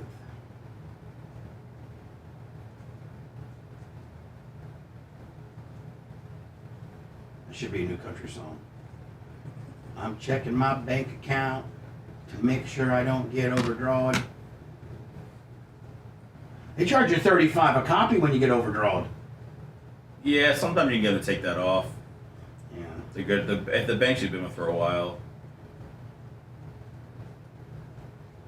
Hey, don't forget about that Atlanta Hawks thing. That's good for a nice laugh. Atlanta Hawks. Oh yeah, I'm gonna get to that. I couldn't stop. I'm gonna get to that too. I couldn't stop watching it last night. We're at 656 on the thumbs up. I appreciate you, good buddies, out there.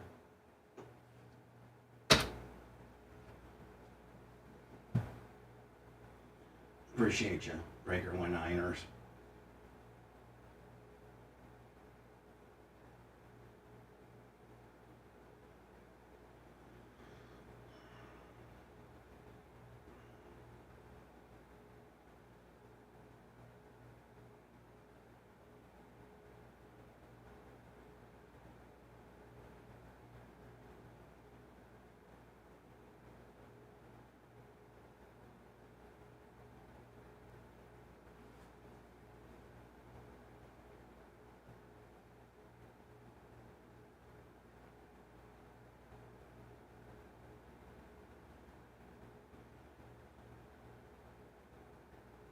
If we only streamed, would we take any breaks?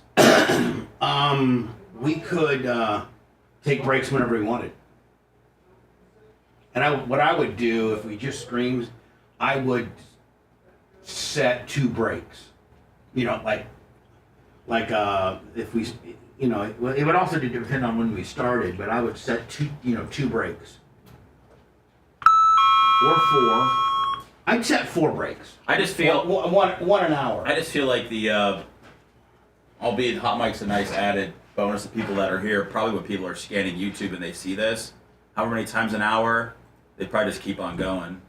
Yeah, we need to refresh the B-roll here. That's one thing I got to get Gary to do, is build these 5 minute and 20-second packages. Do you think the cameras should be back on us for Hot Mic?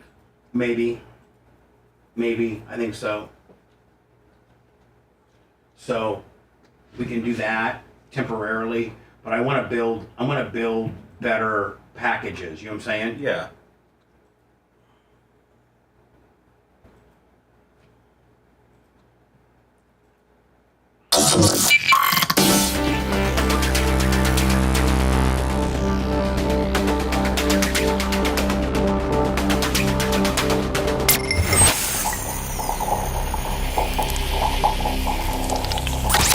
Broadcasting live from the Aquabito studios, aquabito.com/Bubba. It's the Bubba the Love Sponge Show. Lummy, did you make it back in okay? Yes, sir. I came in pretty quiet. Tell Macho Man for breaks, let's just keep our individual cameras on. You know, so if I'm picking my nose and Seth is rubbing his ass, that they see it. Just because I think our B-roll is getting a little stale. Sounds good. So, and one thing I got to meet with Gary with is to continue to build these 5 minute and 20-second packages that we have. But you know that in itself is very labor intensive. So, I would just say have us. Just have our mics. Have our cameras live. You know, if I'm over here, picking my nose and my testicles, then so be it. Well, just always, talk about, if people are, scanning the radio and they hear you something you want, it has to be something that they're familiar about. That's why, you're encouraged to talk about, things in pop culture and all that. But I just was thinking about the people that scan, YouTube looking for shows or whatever. Yeah. If they just saw like an empty room, I don't know if they'd be prone to stay. Rather than a SCAG commercial followed by the weather, followed by something else, let's just put us on there till further notice. Mach, is that fairly simple for you, my friend? Is that doable? Yeah, I'm back here doing chest right now in the weight room. No, he ran to the back. What does that mean? He's in the bathroom? He's poop. He poops a lot. No, but he a lot of tells me when he goes. protein equals poop. Oh, does it? Okay. Yeah. When you eat a lot of protein, you poop a lot. Well, I hope he's okay. I pooped my pants this morning. Oh, good. Wait, what? I pooped my pants this morning. Like it actually was in your So I go. I get up at 3:30. I ate my little breakfast, and then I had to go poop. So I pooped, and on the way back to my bathroom, because I was gonna take a shower, I went to do a small little fart. Oh boy! But the fart ended up a shart. Oh. And so I'm like, well, I'm headed to the bathroom anyway, so I had to scrub my ass a little. I had to take the water, the water wand, and blow my ass off a little bit. Got a little chunky. Then I had to I had to stomp the drain to get the poop to go through the drain. The waffle stomp? I had to do the waffle stomp on the drain. And then after that, I had to put, I sprayed the whole tub down with, like that scrubbing bubble kind of stuff and scrub. Because I just pooped in, I just blew my rectum off. Blew the high spots of my rectum off onto the shower enough to where there was chunky enough remnants that I had to waffle stomp the drain. So at that point, I put the super hottest water I could on the water head, and then hit the whole shower with the scrub and bubble deals. Oh, well, that's good. To disinfect it all, so there was no poop remnants for the merch crick when she was going to potentially take her shower. Seth, does this disturb you hearing about Bubba's waffle stomping? Yeah. I mean, you don't ever poop your pants? Nope. No, I don't. I haven't. I don't understand. I think the older you get, man, a fart. The older you get, I'm sorry that I'm aging gracefully, but the older you get, a poop sometimes turns into a shart. It's just the cost of doing, it's the cost of getting older. I don't know if that's everybody. I think it is. Oh, all right. Well, there you go. Here is something to look forward to, Seth. This is now. Is this airable? Yeah. Oh, yeah. Okay. All right. I mean, because I'm sorry. Comedy Central's South Park. When you watch them, it's cable, and they stretch the rules of cable. I mean, they say things on Comedy Central's cable South Park that we can't say on terrestrial radio. You know what I'm saying? Yes. So this is the teaser trailer for season 27 that opens up July 9, Comedy Central. Times have changed. And let me, if I start and stop it, I think we have a chance possibly of getting less of a copyright strike. So I may start and stop it a little bit. The acclaimed drama returns.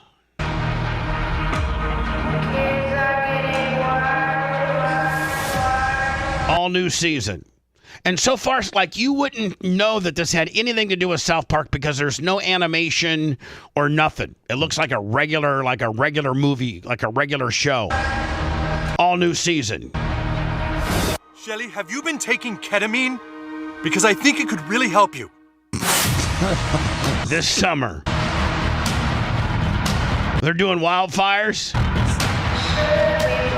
Knocking over the Statue of Liberty. Planes crashing together. Hey, P. Diddy. Was that P. Diddy? That was Diddy, yeah. P. Diddy on like a rocket? Yeah. More planes crashing together. Well, crap, we're all gonna get fired.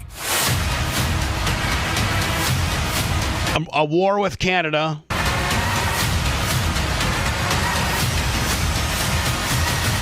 Isn't it amazing how they take everything pop culture that happens in our world and just make it make fun of it and make it funnier than hell? And they do it very quickly, It's too. okay, Sharon. I'm just What's that, Lummy? They do it very quickly, too. Oh, yeah. gonna do some ketamine and fuck around with the government a little. See ya.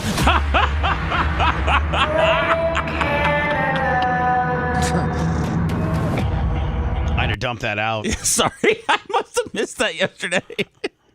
So, July 9 starts the new 27th season of South Park. Well, but how have they, you said your entertainment lawyers had to look at your documentary and everything, and they're going over it. How does South Park turn out episodes so quickly and then get Comedy Central? I'm sure Comedy Central lawyers have to go over it, no, with all the celebrities they talk about? Here's the thing. It's, and with the documentary, one of the biggest holdups has been the entertainment fair use entertainment attorneys. So anything that you get that gets published anywhere, for the most part, on any network or major streaming services, has to be kind of standards and practices through their legal department. The one thing that South Park has is it is an animated cartoon. So that gives you way more liberties than just real stuff. You know what I'm saying? Yeah, I get that. So it's kind of considered a parody. When it's an animated cartoon, then it's kind of under the guise of parody, and the rules are way looser. You know, the things you can make. You know, remember the Michael Jackson one where they were basically calling him a kid toucher and there's been all of them. I mean, Kanye. I mean, any Diddy now. You can anybody that's ever been in trouble that's been on the South Park. Oh yeah, and they bury them. They bury them, and I think it's because it's a parody and it's an animated comic kind of deal. So I've had this for a few days, and I wanted to share it with you all. And this is exactly one of several reasons why we're raising the type of children we are, and kids are getting abducted, and kids are getting sex trafficked, and kids are being killed, and kids are disappearing because the generation that are having children. Not Seth and Phoebe's generation, not Warren and Ashley's generation, but the people that are 10 and 12 years younger than you guys, you know, the 23, 24-year-old people that are having kids, these people. Oh, we're in trouble. Now, listen, it wasn't uncommon. My mom was 20 and my dad was 18 when I was born. And, you know, doesn't every generation think the next generation sucks? Yeah, but like, this is proof. This is proof that the new generation of 20-year-olds that are having children don't know what the hell they're doing. Because Child 101, just being a mom or being a dad 101, the 101 is knowing where they're at and guiding them through public areas, not letting them wander off, not letting them pace 30 feet behind you on a New York or an urban setting street, but instead, this child right here should be either A, holding its dad's hand, or B, in a stroller of some type. Not pacing its father. That's, honest to God, if you look at this picture right here, that's a good 20 feet. That's three basketball. That's 30 yards. Well, I was going to say there's 3 cars. You can see almost 3 cars. Oh, yeah. So, yeah. And you know what? The average car is about 8 to 10 foot long. So if you do 8, 8, and 8, that's 24 to 30 feet that this dad is ahead of his daughter. And this isn't, Van Wert, Ohio. This is, I don't know, the streets of Philadelphia, the streets of Chicago, the streets of Detroit, the streets of New York. It's obviously somewhere cold, and it looks like it's a fairly populated area. And this is fundamentally the younger generation is so lazy and so selfish and worried about themselves and in la-la land that they don't even keep their child right beside them holding their hand. Keep an eye on y'all kids. Walk with them, not ahead. So you can see this. Her dad. Then he used to be walking with her. This is the cute little girl. And this guy's like, this is her, this is her, and that's her dad, and he should be walking with her. Excuse me, sir. Is this your child? Is this your child? She walking with you or behind you? She's with me. All right. Yeah, like, you gotta get ready to your kids. Like, she right behind you. I mean, that was a good drive-by parenting tip. It was a very subtle, classy tip. I think I may have been a little more direct, but it could have ended up in a fight. Yeah. I think the guy that did the camera work did a very classy job and maybe got the point across. But I mean, do you know how easy it would have been to have just snatched this kid up and get in that car? Oh, easy, yeah. And Never see the kid again. Captain Creamsicle, $50. That makes me sick to my stomach. On a funnier note, Seth, explain this. You sent it to me. There's a lot of layers to this, Bub. But this is at an Atlanta Hawks game during one of the timeouts, and it's a competition between two fans that are there to make as many layups or whatever as they can, and things went very wrong. This is like in between, like on a timeout or a quarter change or a TV timeout. A lot of times they'll bring a host out to do a goofy little game as a time filler. You see it in baseball. You see it in every sport. Basically, you don't see it in football, but in any basketball, it's very prevalent. So that's what this is, right? A time filler little game deal. Yeah, I would focus on the host here. If you follow her throughout this whole thing, it's very funny. They'll place it on the board, and the first to get all 5 game pieces or tic-tac-toe will be our winner. So, James, Daz, are you ready? I got to tell you, the guy on the left, Lummy, looks like an athlete. He sure does. I mean, the guy with the LL Cool J bucket head. Yeah. The Hawks 26 jersey. And obviously, Seth, it looks like that might be like a Take 5 oil change promotion, Which Seth had his oil change sticker. See, Seth, see the Take 5, they're having the Take 5 logos. You sniffed that one out. Well, yeah, I mean, it's probably the Take 5, game. Well, Take 5 got their money's worth on this. Lummy, did you check the sticker? Yeah, 92,717, I think it was. I'm not sure what his mileage was. I'm around 90. Okay. Let me just make him take his key out, not turn his car on, but turn the ignition on. So we can double check. I just want you to look at the mileage. Yes, sir. He's due at 92.5? I think it was 92,717. He's due at, let's call it 93. Okay. He's due at 93. We'll see where he's at, okay? Sounds good. All right, then tic, tac, go!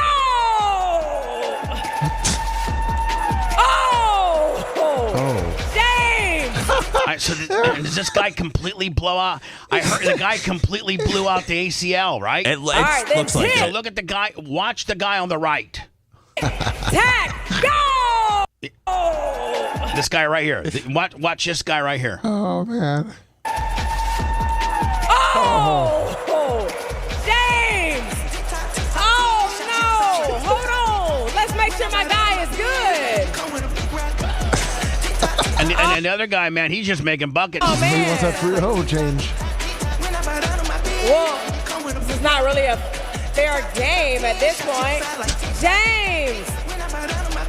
So it looks like, Lummy, like for every layup you make, you got to run back and then grab the Take 5 logo and put it on a spot in the middle of the court that's been laid out like a tic-tac-toe board. Yes.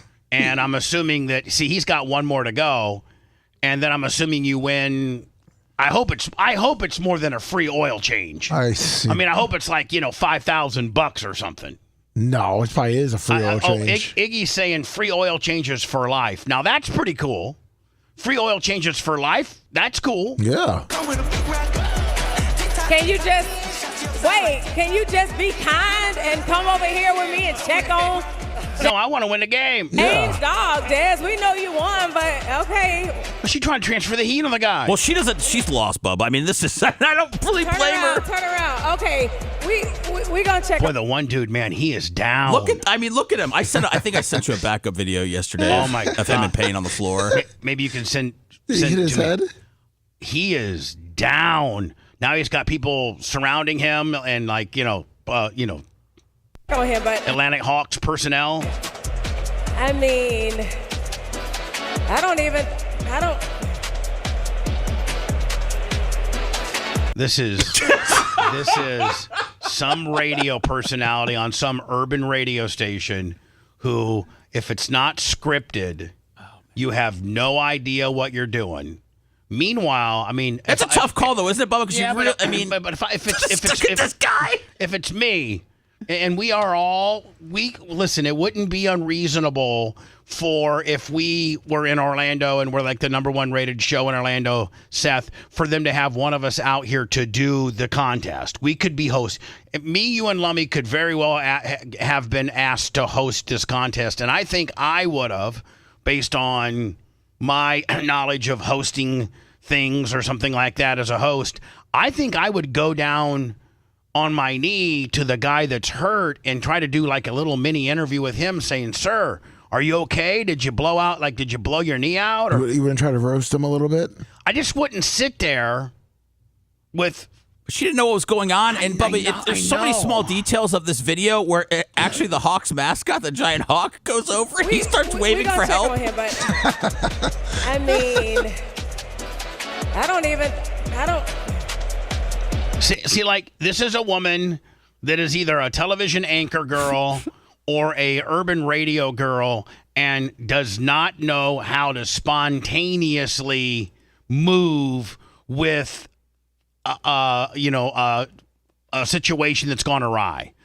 Just like if you watch TV and it's not scripted and the host sometimes, like during a major weather thing or something like that, they have to fill 2 or 3 minutes of just, spontaneous crosstalk. They can't do it. They can't do it. They simply can't do it.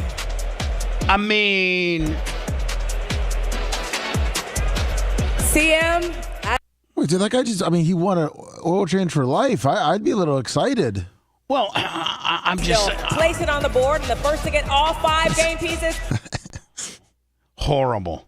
Absolutely horrible. The whole thing. Now, is... Seth, do you think that if there was a slippery spot on where the guy went to do the layup, right? Because, a lot of times during basketball games, a guy will fall down, then they have those 2 little dudes that come in with the little mop things that mop up the wetness to keep the court dry. Yeah. Do you think maybe there was wetness on the court? The guy slipped. Now he probably potentially might have a lawsuit against the Hawks. Right? What kind of shoes was he wearing? Did he not have good grip on it? I mean, Lummy, I know that you're trying to be the attorney for the opposing counsel, but I mean, if I'm an attorney, I'm signing this guy up because the Hawks will write you a $50,000 check just to go away right now. You know what I'm saying? They really got to start. I wonder if they're going to change how they start picking out fans to do this. If they're going to make sure they have basketball shoes on or what? Or I don't know. But I know the Lightning, when they do things, they'll give. Because I've been out there before and hosted one back in the day. They give you these these rubber slip-on things that go over your regular shoes that have little spikes on them. Seth, have you been out in the ice on that situation before? I have not, but I do know that there are some sort of special shoe that you can wear on the ice. They're like the rubber galoshes that you'd wear up north, but they just fit over your regular shoe, and they got like golf spikes on them, and you can actually walk on the ice without busting your ass. Yeah. So, when Lightning do things like that, they make provisions that you have the right shoes on. And it's going to be one. This woman could not spontaneously, she should have gone down there and said, "Sir, are you okay?" But no, man, I slipped, man, my ACL blew out. It just kept getting worse, Bubba. Maybe he slips and she thinks he's going to get up, and they're at least going to go from there. And the guy it continues to get worse. It's like, imagine if a guy tears his ACL on the football field, and then a lady's got to go out there and kill 30 seconds. Right. And she doesn't even have an explanation. Like, oh my God, the player number 1 seems to have slipped here. She just is completely locked up and says nothing. Like, something would have been better than what she said. If she just would have said, "Ladies and gentlemen, it looks like player number 1 may have slipped and fell. Let's check in with him. Leroy, are you doing okay?" "No, man, I slipped and fell and blew up my ACL, man." You know what I'm saying? And then, that's more than what we got. But maybe at that point, now you're exposing your employer to something. I don't know. I just think that she was very untalented and was given a curveball and didn't know how to pull it off. So let me is DeSantis our lovely governor of Florida? I don't know. I like it.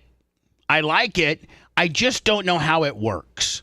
And that is no property taxes. That would be awesome. Now, hold on. I love it. I love it. The property taxes for this building is $24,000 a year. The property taxes at my big house before I lost it, were $31,000 a year. most people's, like, what's your property taxes? Let me guess, $8-9 grand a year? About, 10 grand. Yeah. So you're there. So the average. Neil Malpazier, $50. Thank you, Neil. Bubba Army tips. And Hall of Famer. Hall of Famer. So, so the average person out there on a decent suburban home here in Tampa, Florida, you're paying probably between $6 and $9 grand a year on property taxes. Based on, the value of your home and all kinds of the millage rate and all that kind of stuff. And I don't know how you that's a big amount to get from where. Like, where are we going to get this? Your property taxes pay for your fire department, pay for your school, pay for your road upkeep, pay for your trash disposal, pay for your police department, pay for your parks department, pay for little Sammy's, rec league afterward. I mean, there's a lot of things. When you get your property taxes, they break it down as to how much goes where. $129 goes to the fire department, and $622 goes to whatever the nearest elementary school is to your school. How do they?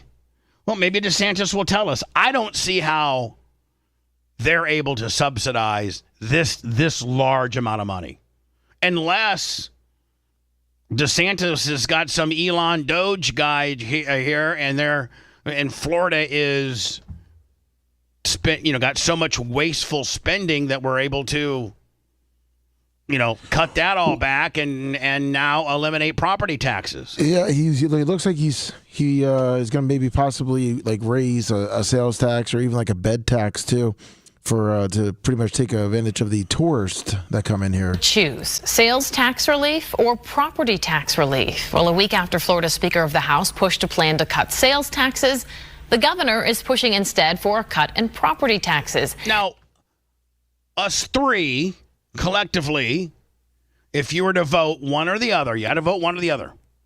They're going to give you a relief on sales tax.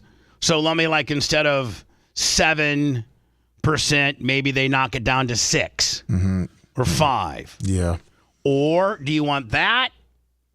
Or do you want no property taxes? No property tax. I would vote for no property taxes, because the sales tax just based on what you buy. And if you don't buy that much stuff, then it's really not that, doesn't really apply to you. If you don't buy stuff? Everybody's got to buy stuff. I know, but to me, it's a triculation of savings on the sales tax. But man, that's one big whopping savings when you're not writing that $8,500 property tax check, or your part of your house payment is not paying it and you're getting that back. To me, I vote I vote maybe raise the sales tax a point or two and eliminate property taxes. That's my vote. That's right. What's your vote? Property or sales relief? I'm doing sales relief because I currently live in a studio apartment in Largo that me, my wife, my daughter, and 2 dogs are in right now, and I don't have to have the burden of a property tax. So you're give me some sales relief, baby. Sales relief, that's what I need, because I buy stuff. So my coffee and my avocado toast when I see are 2% less. Yeah. Are we taking you away entirely, or we're just making it 2% less? 2% less. 2% less. I don't know. Mitch the Mark, $20. Thank you, Mitch the Mark. This is our Friday. Tomorrow's a best of. Yeah, I don't know. I don't know with regards to them and the savings on the sales tax what the parameters are. Is it 1%, 2%? If you're in a 7% sales tax, it goes down to a 5%. Does 1%? Does that even make a difference? 1 or 2%? I think it does. I guess I'd go with the property seems like it makes more sense. I thought we were taking tax away in general. No. It'd be so it'd be instead of paying 7% sales tax for your groceries, you're paying 5%. So let's say let me get my calculator here. Let's say the average what's your average grocery bill? $300? Easy? Yeah, easy. 300 times 0.07 is $21, but 300 times 0.05 is $15. So you're saving $6 at the grocery store. Property tax. And you're saying property tax. Oh, yeah. And he looks like he wants to cut a $1,000 rebate check. He wants to what? Cut a $1,000 rebate check to everyone that has a house for property taxes discount. Let's go. So not only am I not going to charge you that $8,600 that you're used to paying for your property tax, but I want to give you a G-ball kicker. That's right. Ronnie D. Wow. 13-7 Axel Bank in the newsroom tonight with. But we can't have abortions. I've locked down abortions. Isn't it 5 weeks? Or The something? latest on these dueling proposals, Evan, because I guess we can't have both, right? That's probably true mathematically speaking. The one thing they do agree on is that the overall tax cut should be $5 billion. They are at odds, though, over how to deliver that $5 billion. Should it be on taxes you pay for on your property, or should it be on taxes on what you buy at the store? The governor turned to someone who admits they're a hawk about their taxes to make the case. And this old timer looks like that guy that really takes his Publix bill and goes line item by line item. And he takes his property bill too and goes line item by line item. He's like, man, last year my garbage was $89.95. This year it's $92. Hall of Famer John Costica, $100. Valparaiso's very own Steel Slinging Outlaw. Love him. In a way no politician can. We're retired. We live on a very fixed income, and property taxes take a big bite out of our budget. Bill Hyde of Oviedo stood at a podium designed by the governor's office to demand lower property taxes. We write the check every year, and we write it on November the 1st to get that little discount. The governor is pushing lawmakers to take up a $5 billion cut that would give the average homeowner a $1,000 break on their property taxes. Oh, so it's not no property taxes. No, he wants to do the no property tax, but this is in case the no property tax doesn't. So he's going to throw G-ball. You get a G-ball. Yeah. It's a shot at the House Speaker, who was urging a $5 billion cut in sales taxes. The governor says that is the House Speaker a demo? I think he's Republican. Would help too many out-of-towners. I want Canadian tourists and Brazilian tourists subsidizing the state and making it so Florida residents pay less tax. Me too. Yeah. Me too. Preach it.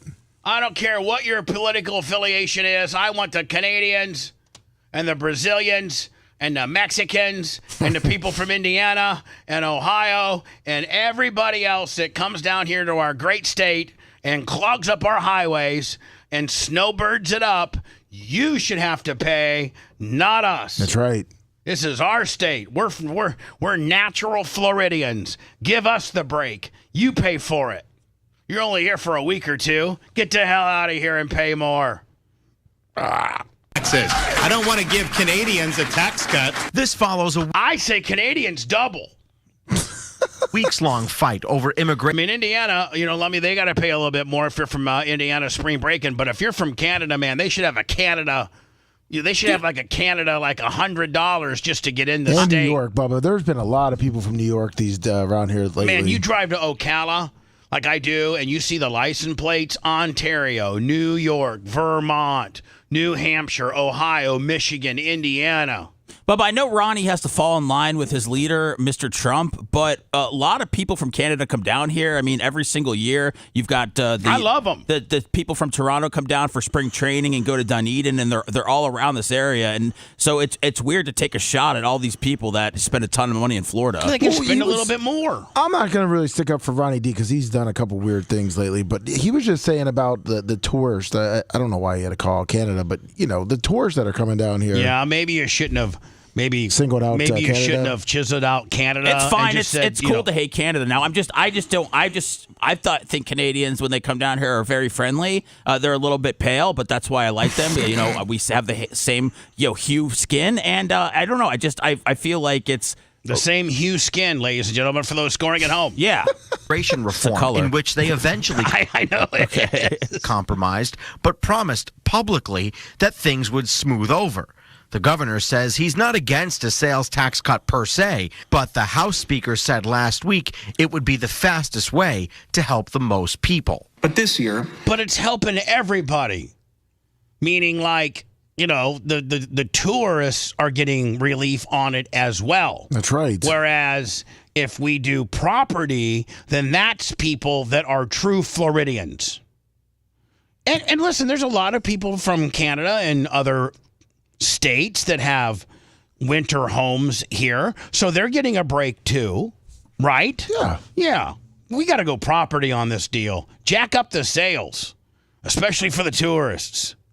We'll try a novel concept. I think there should be a roadblock, right, to get in Florida, and they check your ID, and then there's a surcharge. Like if you're from Canada, it's $100, and based on how far you traveled is how much they So charge. if you're from Georgia, it's a little cheaper. Hey, we're all about having these new tariffs, right? Yeah. If you're from Georgia, it's $10. If you're from Tennessee, it's $20. Indiana 30. Indiana, let's make them Kentucky 30, Indiana 40, Michigan 50, Canada 100.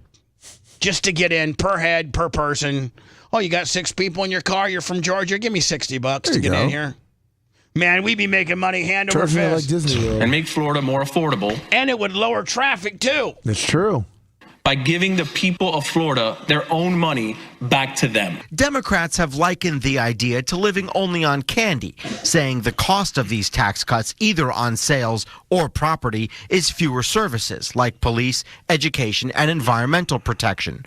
A $5 billion cut would require a 4% dip in state spending. Whether I agree with him on everything, is a different debate. Man, let me and Elon have that budget. I'll whittle out 4 right now.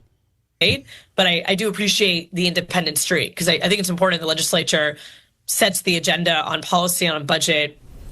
Anytime I see people counting money like that, I just want it. I just want it in my hand. Isn't Elon done? Did he quit? I thought I saw that he was stepping away. No, he was stepping away after 2 years, but I guess they came out and denied it. Today, the House Speaker said that he welcomed the governor's ideas to the table. The Senate president took both sides, but said that any cut should be made without taxes having to be raised in the future in case the economy stumbles. Whatever. The governor says give us a G-ball off on our property and let the snowbirds. And you know what, Lummy? I say give us a G-ball off on our give us a G-ball off on our property and add the tourism, add additional tax to tourism-like things like hotels, things like that. Works for me. Tourist things. Yeah. Disney should be like an extra $10 to get into Disney. The tourist tax. Right? Yeah. I ain't going hotels. to Disney. I'm a Floridian. I ain't going to Disney. I'm glad my kid Seth's a doesn't know it's Floridian. there. He ain't going to Disney. Well, I mean, He's not gonna subject Sammy to all that propaganda. Yeah, the left-wing lib stuff. I hate that. No, her getting her all Disneyed out. Oh, it's too. I mean, but it's Bubba. I mean, it's too late for all that. Yeah, I'm not exposed. My kid does not know Disney World exists, and that's gonna stay that way. Yeah, do not let Walker know that there's a Disney World. He thinks it's Busch Gardens and Larry Park Zoo and the aquarium. Tell him that Disney World is in California. You wouldn't be lying to him. That's Disneyland, actually. It's true. Walker, Disneyland is in California, and Mommy and Daddy aren't going to California. Right now, I'm going to tell him it's on the moon. I'll never tell him But if about you it. want to go to Busch Gardens or Lowry Park Zoo, or better yet, let's go to the ball game. Yeah. There you go. The aquarium's air-conditioned, too, so that's pretty nice. Right. When I come back, we'll address what Seth just said, and that is Elon stepping down amongst all this tariff information? I mean, I guess Trump had a couple press conferences about the tariffs. We'll start trying to break that down a little bit. There's rumors that Elon might be stepping down. He's catching all kinds of heat. Tesla sales are down 13%. Yeah, it looks like he's going to step down because he said it was already planned, but May 30th. Wow. I think that was a year before. Wasn't he supposed to be there for 2 years? And he's been there, 5 months? Yeah. He said he's done so much. Is this not going so swell? I did see an article yesterday where one of their proposals, one of the ones that they made a big press conference about how much the zillions they had saved, that got shot down by a federal judge. And there's no savings. The money that they were blowing and sending to Zimbabwe and all that kind of stuff is going to Zimbabwe. Oh, perfect. So don't forget all these executive orders and stuff that Trump's signing. They got to pass the smell test. And that is, through a federal judge. Most of them get opposed. Not all of them are green lit. And federal judges are shutting them down right and left. I mean, to the point where why else would Elon be quitting? Because it ain't going so good. Well, I think I like the idea. I like what he's doing. Well, it sounds like he wasn't expecting there to be a backlash on his company when he got involved in politics. Yeah. I think that took a very smart and rich man by surprise. I do too. I think it's a little obnoxious as well. He's just trying to help, right? Well, and Lummy, let's not forget, he went up and got the space guys. He sure did. The man and the woman that had been there 350 extra days. He's a hero. They couldn't even hold a toothbrush because their muscles had atrophied so bad. They did an interview and they said they were not stuck. What do you mean? They said Biden didn't leave them in space. But I didn't send it because I figured we wouldn't play it. Well, then, what? I mean, then who did? Boeing? I guess I could send you the interview, but he did want to clear up that it wasn't a political thing about them being in space. But I don't know if it was a political thing as much as it was as a technical thing. And Biden just happened to be the president during these technical difficulties. I probably agree with him. It was not a political thing more than it was a logistical and technical thing. I said it took him, 4 or 5 months, Lummy, just to be able to build the seats. Yes. For them to be able to come back. So I just I think it really is just a technical thing that people that want to make it a political thing did. You know what I'm saying? Yeah. It's easy to blame it on Joe. It just happened to strategically timeline so that it could be a political thing, but it was more of a logistical thing. We'll get into the tariffs. Is Elon quitting and all that more. Want to listen to the show on demand and on the go? Enlist today at BubbaArmyHQ.com. Sign up and start listening. The Bubba the Love Sponge Show will be back after this.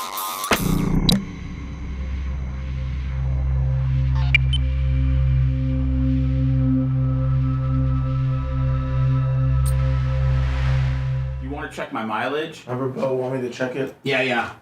You did my key. Okay, yeah, I can go. I didn't know if you need to go out there. I'm gonna go in a second. I'm just trying to find this this interview thing. Oh, okay.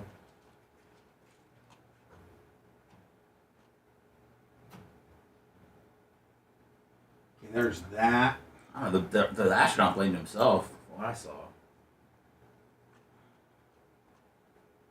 Oh, he did? Yeah. Let's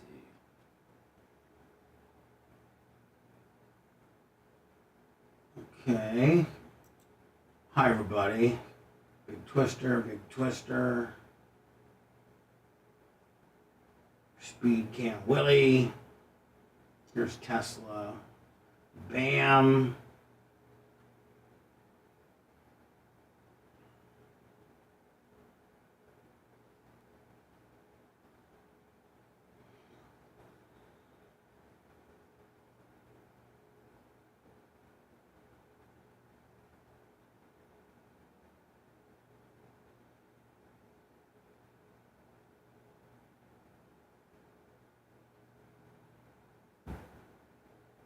Let me get this ad out of the way. So I'm getting all set up. I'm getting all set up, guys. I'm ready for the next break. Looking at a Cologuard gimmick. Where you poop in a box. I pooped my pants today, so it's better than pooping in a box. Welcome back to Special Report. As we mentioned earlier, Okay, then we'll get into that.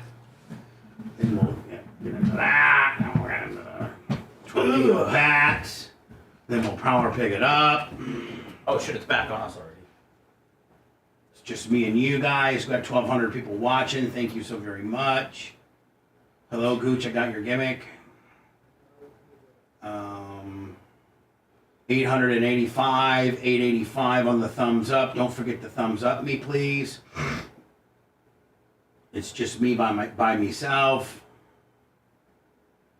Rays got beat 2-4 yesterday. The Rays are 4-2. And Lightning play tonight on my little app gimmick.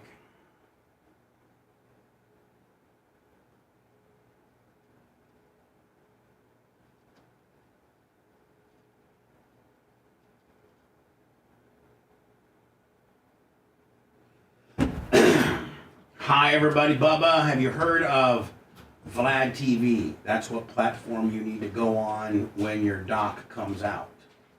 Well, I think my doc's going to be on like a bunch of different places. I think Amazon Prime, Apple TV. I'll probably have it here on my YouTube channel that you can buy. I think it's going to be like $19.99 for all 3 episodes. I think we'll have it here, but we'll also have it on Apple TV. You might be able to host it on Hulu. How do I look, guys? I look good? I look good? Look good? Look good? Thank you.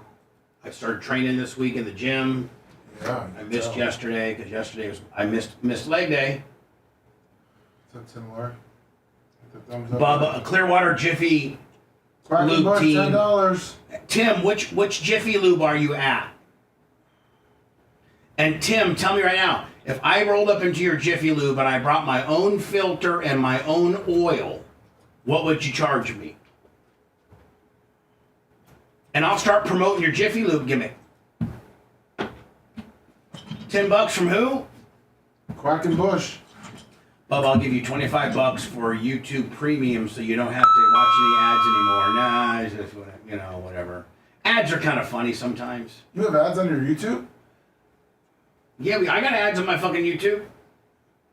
Tim, you're on East Bay. Are you you're at like East Bay just past 19 on the left-hand side, aren't you? And there is a guy, a Swedish guy, who owns that. Didn't he a Swedish guy used to own that one? Yeah, I came there for years. Did you see the person that emailed us that wanted us to promote their business and then they wanted to give the money to charity? No, fuck that. I reached out. So, Tim, are you the manager or just one of the oil jobbers? And does that Swedish guy still own the place? And if I come in with my own filter,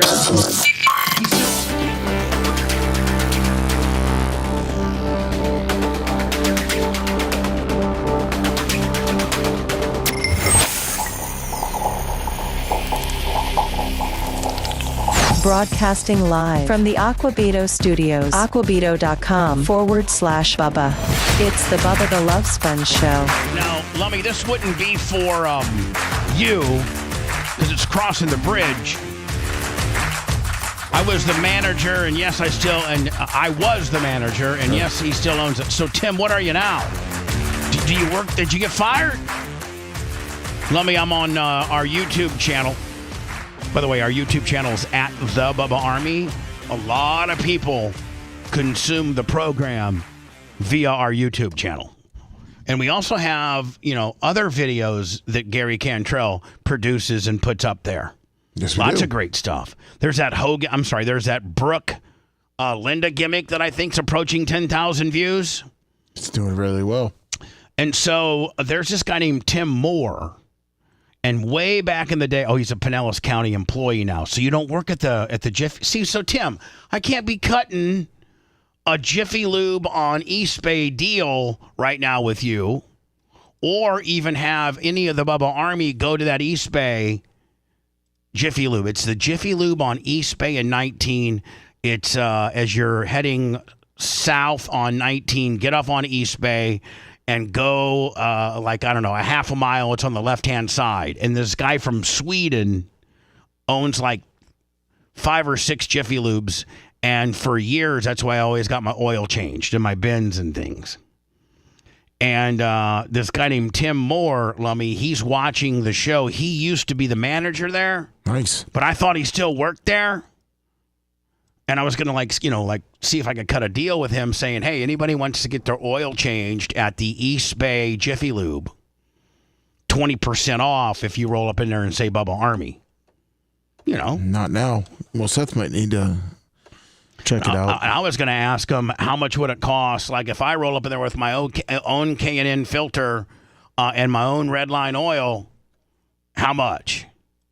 And maybe just some free advertising mentions. You guys do it to me for free because at the end of the day, and you know what? I even have on my Ford F-150, you don't even have to, I have a quick release oil drain. Easy. Nice. You don't even have to get the wrench. You just do the button. So anyway, I need to get a hold of that guy and see if we can cut us an oil change deal, because oil changes are important. Lummy, you just went out and checked Seth's oil change. Was he lying? I don't know if he was lying. Maybe more than confused on how many miles he needs from the sticker. So he wasn't lying. He was confused. Yeah, we'll go with that. Maybe he thought the right, number you wrote down was the number you started with. Oh, okay. So the number on the sticker, because it looks like the last oil change you got might have been the one that I did. Oh, yeah. Why would I take my car anywhere else? Right. So, Lummy, what's it say? The sticker's 92,717. The dash said 93,420. So he's over. Yes. So you're due. Seth, you're due. And I'm going to try to cut a deal with the East Bay, the Jiffy Lube on 19 in East Bay, which I think... I thought we were our own Jiffy Lube. My lift is broken. Oh, that is such a lie.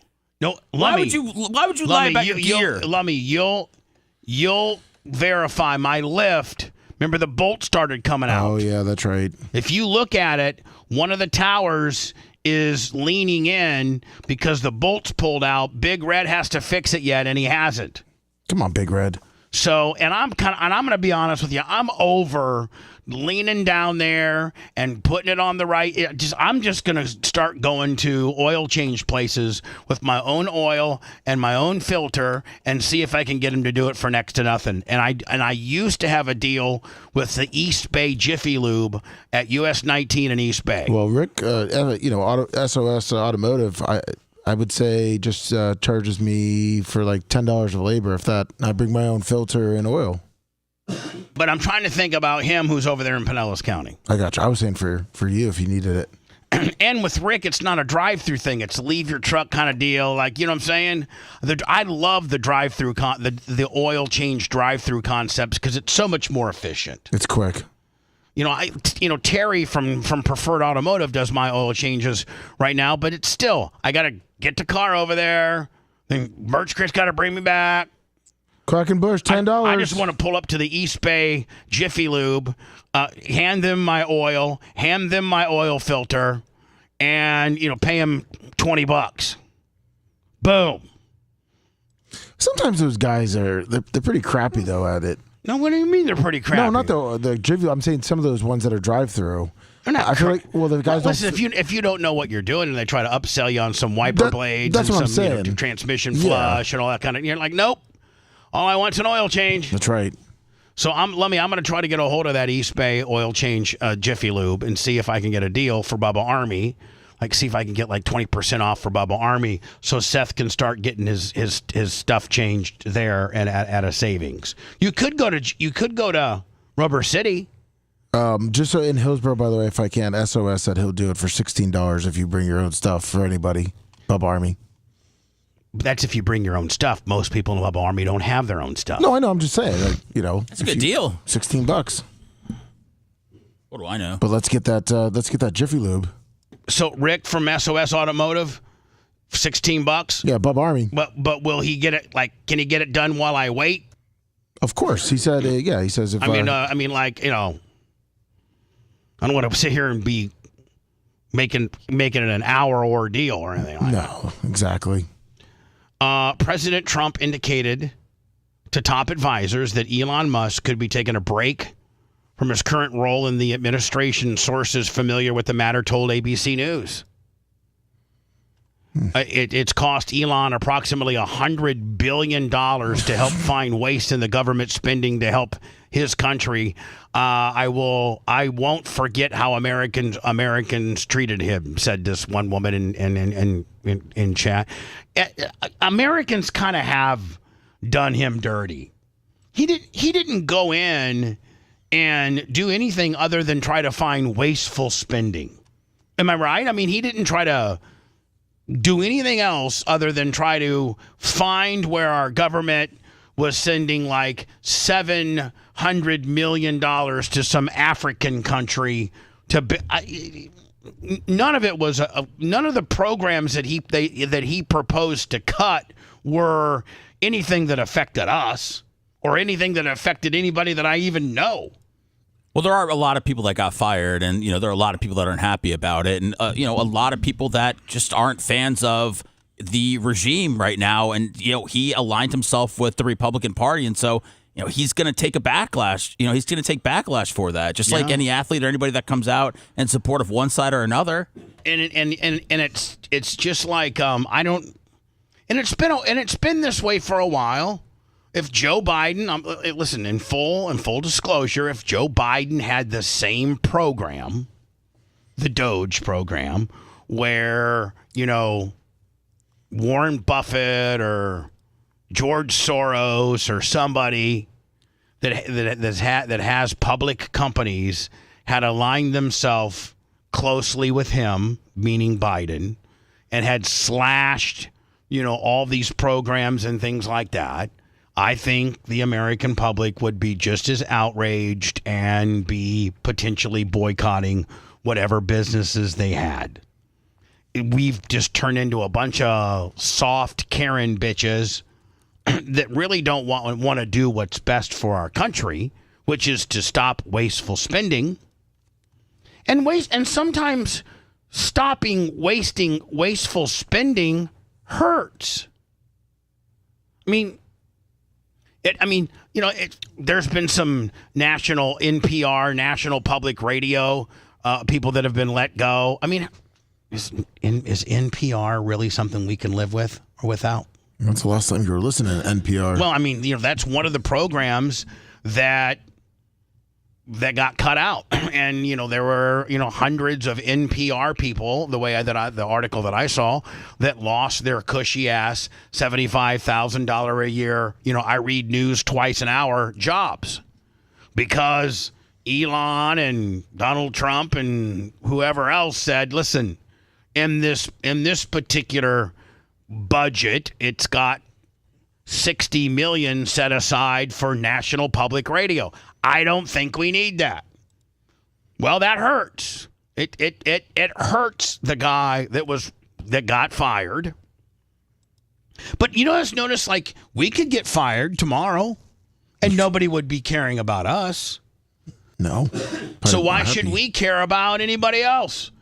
Everybody needs to grab their best hold, grab your best footing, and hold on and try to make a living and try to be in a job that's not one that can be cut and become valuable to your company so that you can't get fired.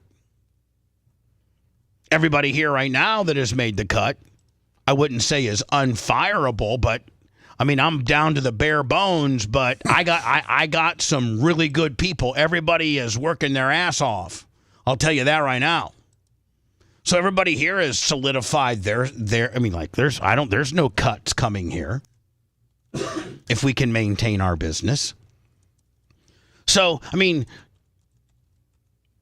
making cuts and saving money is just not a cool thing. Somebody's got to do it, and so Elon decided he was going to do it. I don't think that Elon, being the richest man in the world and probably one of the smarter men in the world, I don't think he ever in a million years thought that there would be this much backlash on what he was doing. I don't think. I didn't think people were going to start attacking Teslas. Yeah, wasn't Tesla, isn't Tesla's, and I'm not, I hate saying this particular phrase, Democrat versus Republican. I hate saying that. But isn't Tesla and clean energy, and it used to be Silicon Valley based, wasn't it kind of a pro-liberal leaning business more so than the guy that wants to drive the diesel that's chucking diesel rings, in his F-450? That's what it perceived to be for the longest time. Wasn't it? And so those are the very same people that are mad at him. They were probably the ones that were championing his cause. And there was a time where Elon hadn't aligned himself politically with anybody, I don't think. No, he voted for Biden and Obama. Okay. And I think even Hillary Clinton. Okay, cool. So he makes a change in who he wants and who he thinks can run the country better.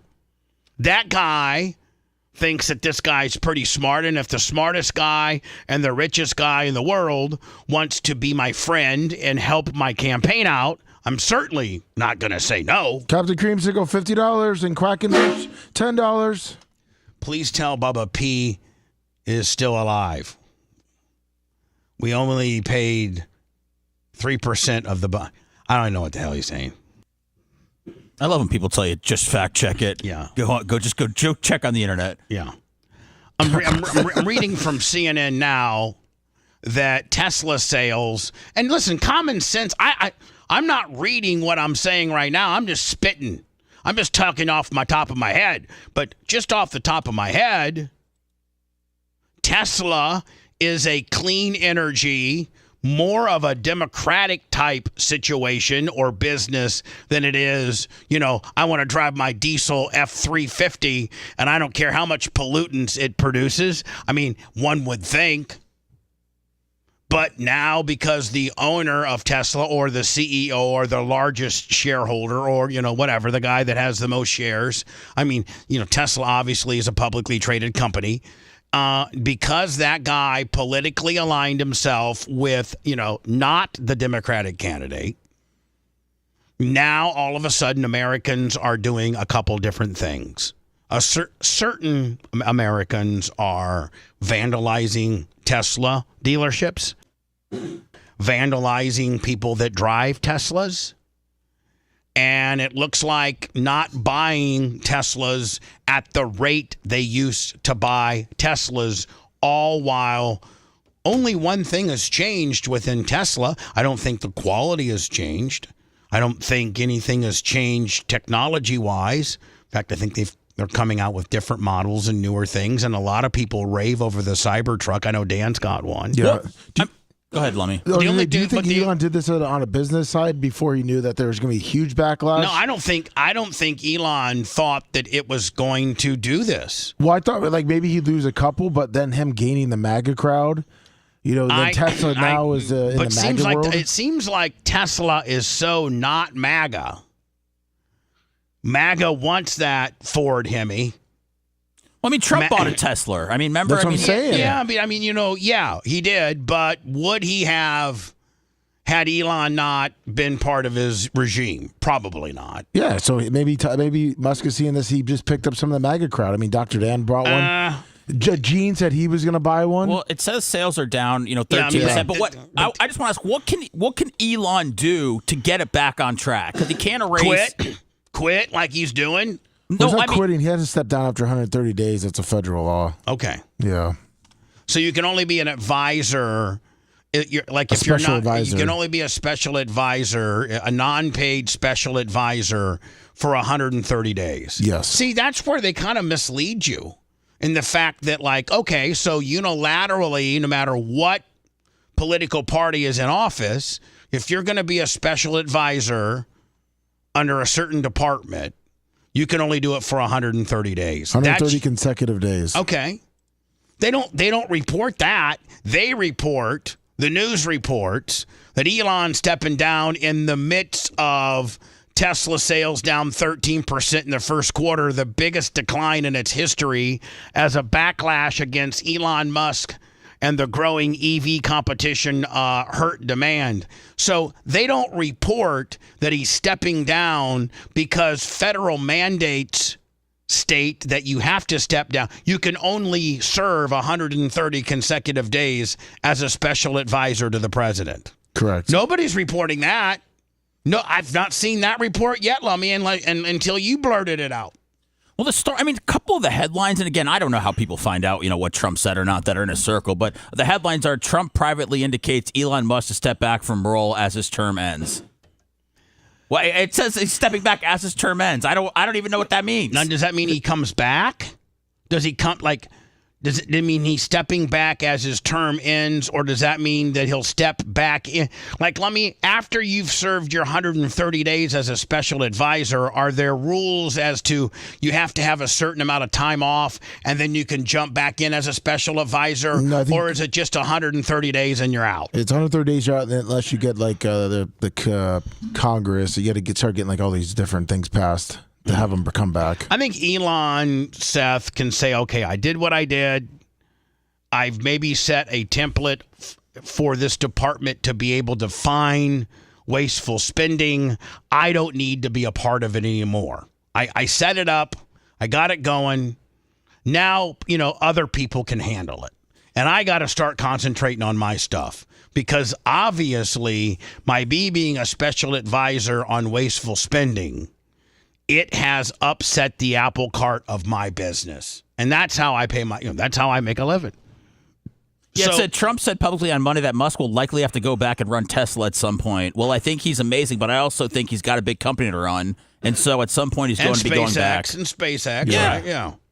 So he came in, Lummy, under the special advisement 130-day deal, got it done, or established some stuff, or what, maybe got things moving at least that way. Now, is it just going to be like forgotten now, or is Doge going to be a thing just headed up by somebody different? It's still going to be a thing. I mean, Doge was created under Obama, under just a different name. Oh, it was? Yeah, Obama is the one who created technically Doge. So why didn't people make a big deal about it when he ran it? Because he wasn't, just like Clinton cut like 350,000. Well, let's not forget, Clinton, let's not forget, the last time we had a balanced budget and the last time we were not in a war was under Bill Clinton. Yeah. People seem to, that's the Democratic Party I want. That's the party I want in power. The party that has no wars, the party that's getting oral in the Rose Garden, and the party that has us at a balanced budget. Whoever that guy is, I'm voting for him. Now, me too. Can it be Trump? I don't know. I think we're so buried that it will take way more than 4 years to get us unburied. And I think we've set precedent now that we've established that we could potentially be in a war here soon with Iraq. Iran? Iran. Yeah, let's hope not. That wouldn't be good. Hopefully they step down. And now, Trump's onto this tariff deal. And so, nobody, and I don't even really understand the tariff deal. Here's Trump. Here's. Let me. Does he break it down? Because I think Trump needs to. Hey, I like Donald Trump. I wish he'd be a little more presidential. I wish he would say what he has done and not have to bring Sleepy Joe in it. Just want to let you know that I'm getting a balanced budget, unlike the guy that was before me that was asleep half the time. You don't got to say that part. You just got to say what you're doing. Yeah, well, he doesn't. Yeah, I don't think he explains it in this clip. So I think Donald Trump needs to really explain this tariff deal. I don't think he can, though. Well, you have to have someone else do it. Then if you can't explain it, it's not going to be effective, and I don't think that it's going to be well received by the American public.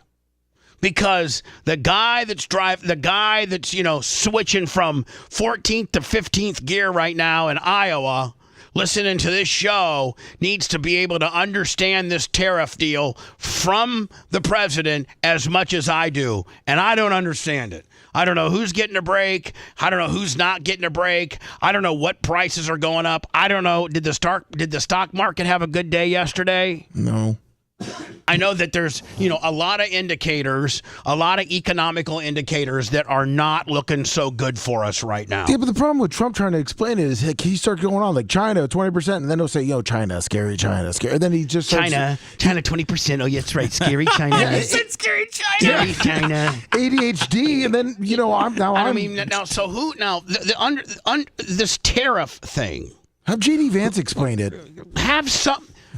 there has to be a head of some federal agency that's in charge of tariffs that's got a smart guy that can break this down so the guy that's gear jamming in Iowa and me, Bubba the Love Sponge, your favorite radio personality, who's high school educated at best, can understand where we're going with it. Because short term, it feels bad. Yes. And it feels like we're taking this leap of faith, and it could possibly work. It might work. But if it doesn't work, we're screwed. Are we screwed? I don't know. I don't know. I've heard is you know as much as I know, and you know what that is? I don't know. I have little interest in learning about tariffs, but just from what I've heard on the other side on Trump's side, things is that things are going to get worse, whatever that means, and then things are going to get better. So again, I don't know exactly what that means, but that's what I'm prepared for. That's what we're all being told. But it's already $15 for a salad at Outback, so I don't know how much higher things can get. Right. So, see, that's what we're being told. Things are going to get worse if you're going to get better. But, okay, do you have an idea when it's going to get better? Like, Christmas? Well, I think it'd be bad to put a month on it because then people like, okay. No, I understand. It's But, supposed to be better now. Can you give it? I just want to let you know things are going to be bad until my last 100 days, and then things will really start kicking ass. I kind of, listen, us as Americans, we are the most we want to know people there are. People in China, they'll sit there and take what their government tells them, right? People in Vietnam, they'll sit there and take what your government tells them. We don't take what our government tells us lightly. We want to know. I just want to let you know, by next February, we should be great. Well, they might throw us a bone and maybe tell us about aliens, and then we get distracted from how expensive things are. But if he can't explain it, Lummy, and he's bringing out this reciprocal tariffs chart, and I just don't think I can. Maybe we need a smart person in here like Brian Matroni, Tom Bean, I don't know. I don't think any of us know what's what. And they're ripping us off, and they understood it. Prime Minister of Japan, Shinzo Abe. He was a fantastic man. He was. See, he's trying to explain it, and he just went off on the Prime Minister of Japan. That got assassinated, right? Yeah. Shinzo. I thought. So I'll let you know, Shinzo's no longer with us. Hey, let me tell you about Japan. And the new guy's not quite so cool. Shinzo was far cooler. Yeah. He would have been far cooler about this tariff deficit that we have. But God bless Shinzo. So where was I? Unfortunately, taken from us, assassination. But I went to him and I said, Shinzo. Hold on. It doesn't matter what you said to Shinzo right now, because he's dead. Yeah. So, you getting down these rabbit holes I'm not necessarily pissing me off. It's just confusing me. Exactly. We have to do something. I almost think, Lummy, that he needs to have one of those kind of meetings when he's at his Oval Office and all networks and he's like, hey, it's Donald Trump. I just want to let you know there's a lot of uncertainty about the tariffs. I'm going to break it down for you. Things are going to get worse before they get better, but they're going to be better soon. Something at trade is not fair. He said, I know that. By the way, Trump's now down the rabbit hole of the assassinated former president of China. He should have said he came to me in a dream last night. So I was dreaming last night after I blasted Melania that Shinzo was still in charge of China and everything was going really good. And he was a great gentleman. He was a fantastic man, but... So hold on. He's standing up here holding... We got to get to India and South Korea. Holding a thing that says reciprocal tariffs with all kinds of different kind of numbers. I see numbers from 97 to 10. And he needs to tell us what these numbers mean. Right? And we're that or don't have this visual out there to show the American public if you're going to go down the former China president who got shot. He understood immediately what I was talking about. I said, Shinzo, we have to do... I'm glad he did, because I don't. And I'm alive. I said, Shinzo, too bad you're gone. You're not with us anymore. I had you in a dream. maybe Lummy, maybe Fox can break this down for me. I don't know.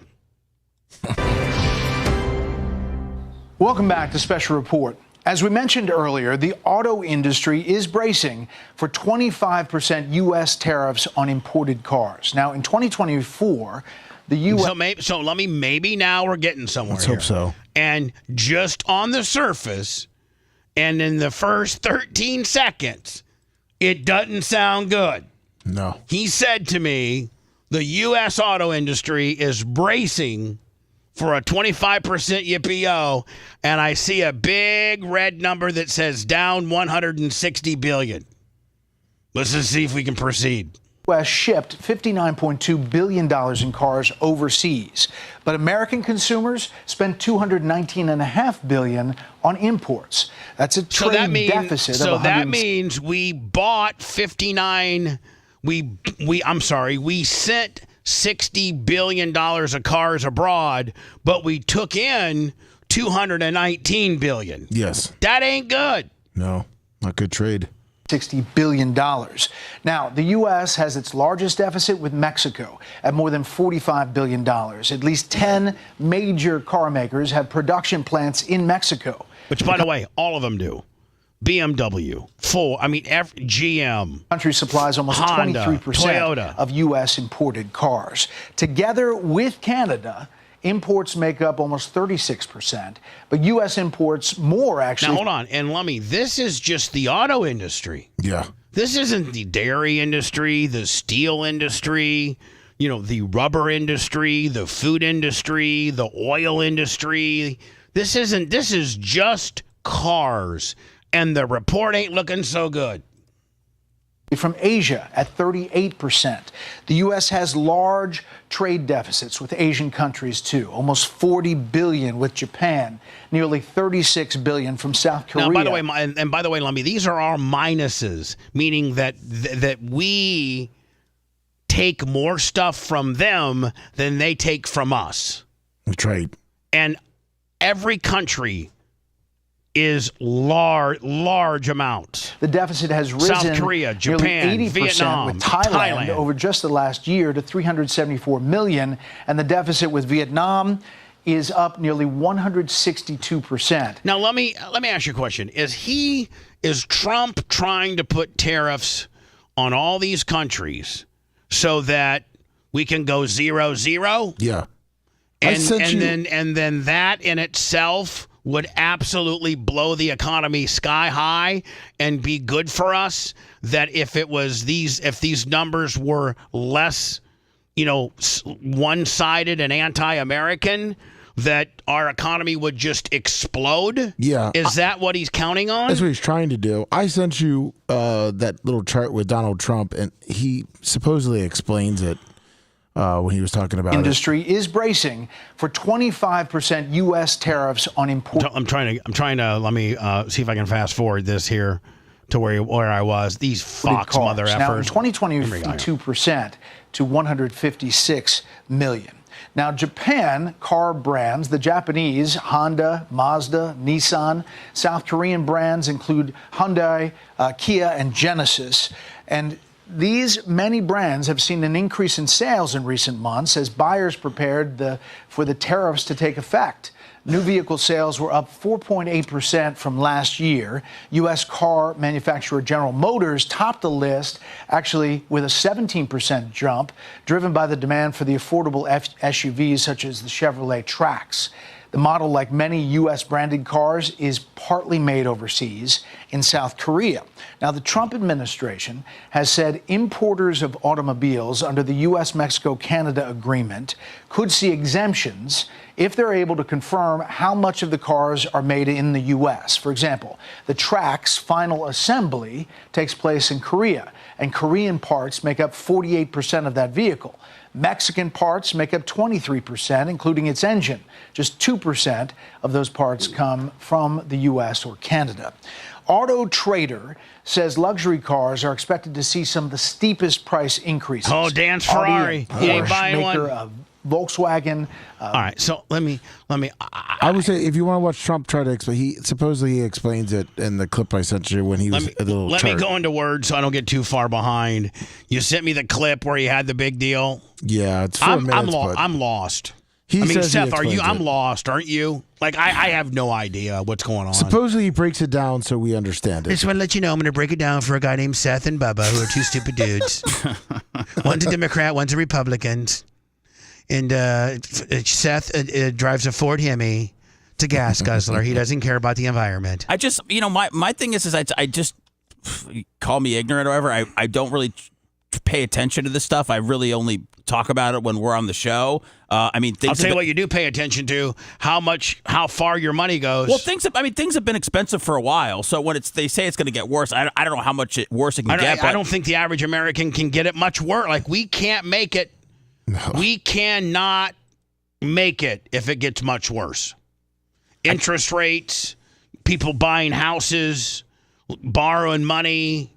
If things get, if grocery bills go up 25%, the average guy making $50,000 can't make it. We're gonna have to live off popcorn and ramen noodles. Did you send the clip to me, Lummy? Yeah. Okay. If you liked that segment, then you'll definitely like the new redesigned BubbaArmyHQ.com. We'll be back to the Bubba the Love Sponge show after this.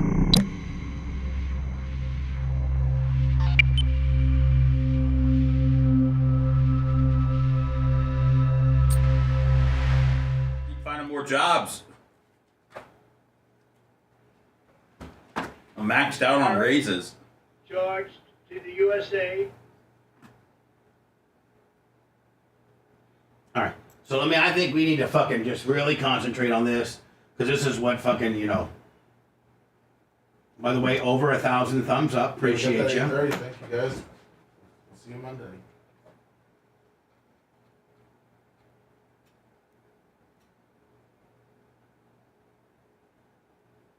So big bread.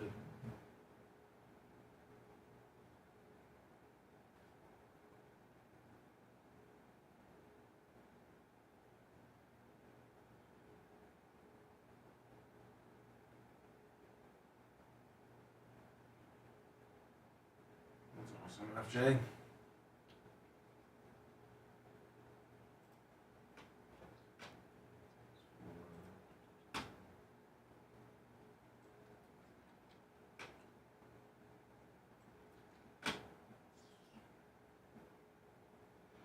Well, let's hope not, Shane.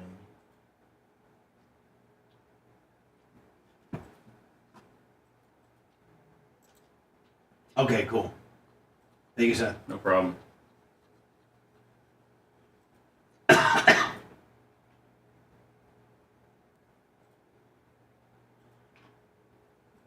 That's not good, EMC. So if I give your keys back, right? Yeah. Okay, so Yeah. make sure. Thank you, sir.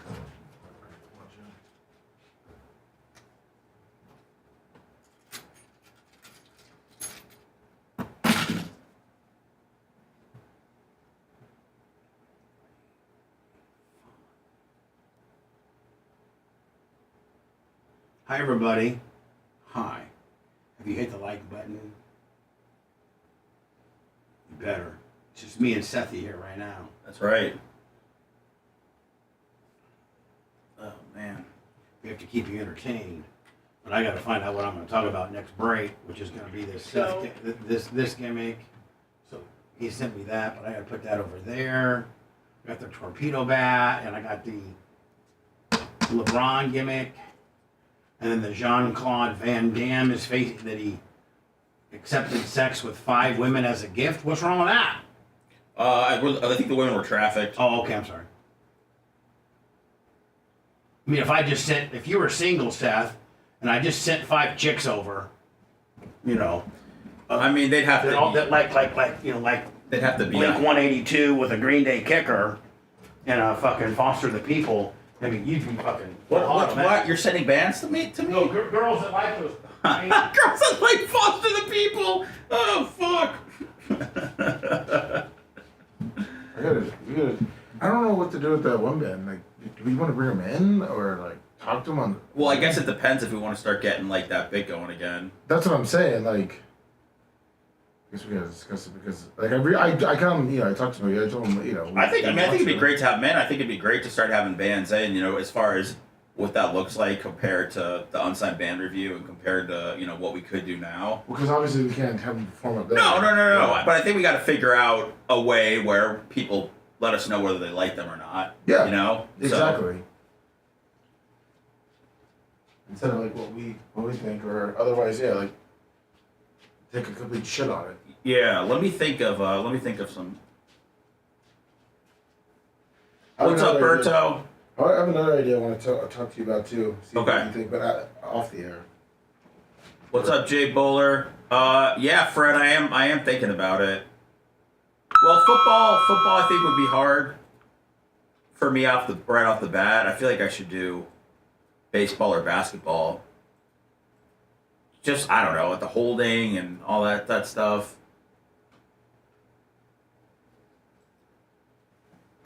I don't want anybody yelling at me. Oh, you're talking about refereeing? Yeah. Referee Fred was. Just be a dick and just call everything on everybody. What's up, Jay? What's up, Thomas? Don't do basketball. I know the 3 seconds. I mean, I know that I know more rules of basketball just because there's fewer rules. Is Butler good? Was it? Oh God.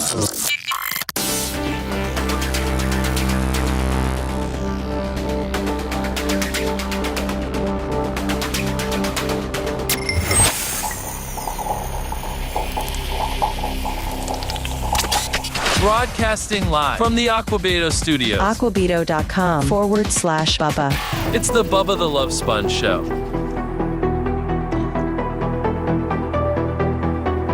Lummy, you know why all that happened? Because I'm down. My Flomax prescription ran out. Oh, no. I forgot. Flomax keeps my stream strong, whereas, I'm naturally... I get clogged with kidney stones, but if I take Flomax, it makes my stream better. But I ran out of Flomax. And I'm going to be in Georgia all weekend with no Flomax, so I'm going to have a very short little not like a little guy stream. Maybe I'll have the merch crit call. And get it done ASAP. And get me some Flomax, although I won't have it for this weekend. PayPal, Venmo, Cash App at The Bubba Army or BubbaArmyTips.com. I've not checked PayPal all day today. Let me see if we got lucky on some deal. Yes, we did. Of course, Fish on the J. Thank you. Fish on the J is always there. Love Fish on the J. How healthy, speaking of which, Lummy, how healthy is our pond right now? As healthy as it's ever been. Really? Yes, except for some except for what? Some random tree branches are in the middle of it now. So in the middle? Yeah, I don't know when they're cutting the branches. I got to make sure they pull them out. So cutting the trees. I know, but how treacherous would it be? Because nothing looks worse on a pond that when it gets a little bit lower, now you're seeing tree branches in there. We need to clean that out. Could you somehow throw a chain in there maybe? And I'll probably put the waders on and try to grab it. Really? Yeah, it depends on if you do that, could I tape it? Yeah, but because you're a real man, you put the waders on out there like you're a fish, like you're a Gordon's fisherman guy, and you go out there and you wrestle around with this big tree limb. That's manly stuff. I may just have them do it if they keep cutting the tree. Just have them grab it themselves. You think maybe? Yeah. By the way, we're next Friday. This Friday. I'm sorry. Supposed to get our tree. The department of the airport says our trees are too high. So they're trimming our trees for free. While they're doing it, Lummy, maybe you can ask them to grab that one. I will do. Can you do that? Yes, sir. Okay. T-shirt Hall of Famer, $20. And I'll give you the key to that white car to move, okay? Will do. Right. Hi, yes, you're on the air. Go ahead. Jesus. Hey, Bubba. Ridiculous. Yes. Hey, they've integrated crypto into the SWIFT payment system, cross-border payments. They did what? They integrated cross-border payments, crypto, into SWIFT. What is that? The cross-border payments are absolutely next to zero now. Hall of Famers Biggie 7375 $50. Thank you, buddy. Thank you for the super chat. So what now? Let me. What's this guy trying to tell? I have no idea what he's saying. What are you talking about? Well, they got the Swift is owned by banks, right? Yeah, I guess Swift. Okay, so they integrated crypto into Swift. All right, so now crypto's regulated by SWIFT, which is a national banking agency or a federal or a global banking. It's a payment system. Right. The cross-border payments. When you use crypto to move money, like XRP, you can move $500 million for less than $1. One XRP. So, sir, I don't live in. Sir, I gotta let you go because I don't live in that world. I'm trying to move $500 so I can make payroll. I don't live in that world where you're going to move $500 million for $1 because SWIFT is now regulated in crypto across border lines. Sir, you might as well speak Swahili to me. I'm trying to make payroll. That's it. I'm hoping that the guys' checks. It cleared, baby. Did it clear? Oh, yeah. Fantastic. Yeah. And you know what? It cleared, and let me. I got a little extra in the bank account, so it's just it's bust my ass for 2 more weeks. See if I can gather some shekels together, and I can make payroll and rent. And rent, because the rent's the 15th around here. So let me say, that's all I'm worried about, sir. I'm not worried about Swift that folded into a crypto, that being able to move $1 zillion for $1. I bet he could have explained tariffs to you really well. Well, Donald Trump might be able Call back, to. sir. Okay, Do not call back. Now, this is rather lengthy, but I think this is what. Before Donald Trump got down, the great leader of China was shot. He knew everything. He was really good. Who's this guy? What's his name? Howard or something? Oh, that little guy to the right. Yeah, he's all over the place. Yeah, he's a greasy little guy. So listen, I'm gonna be quiet here. Trump yesterday got this big display of tariffs.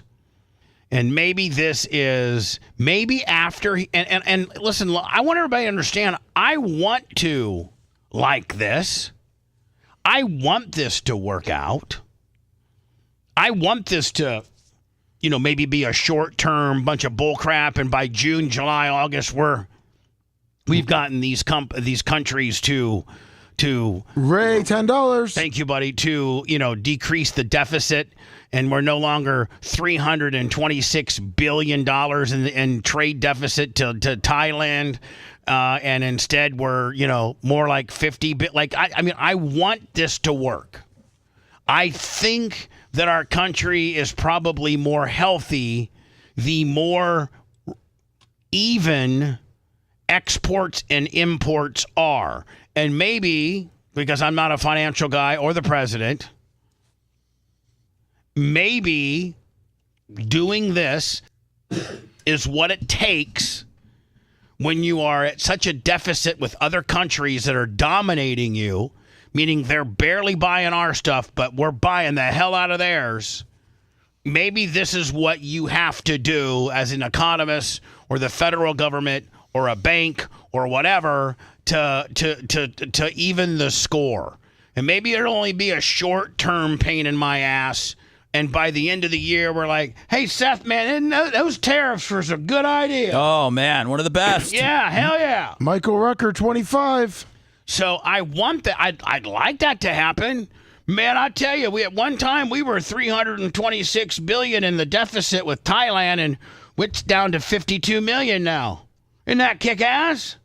Make those stinky Thailandese have to buy more American stuff. Are they stinky? I don't know. They're a lot. I mean, they're not so. I thought people go to Thailand for a lot. I figure they can't smell too bad. I'm sure they're not stinky. I think the ladyboys smell good.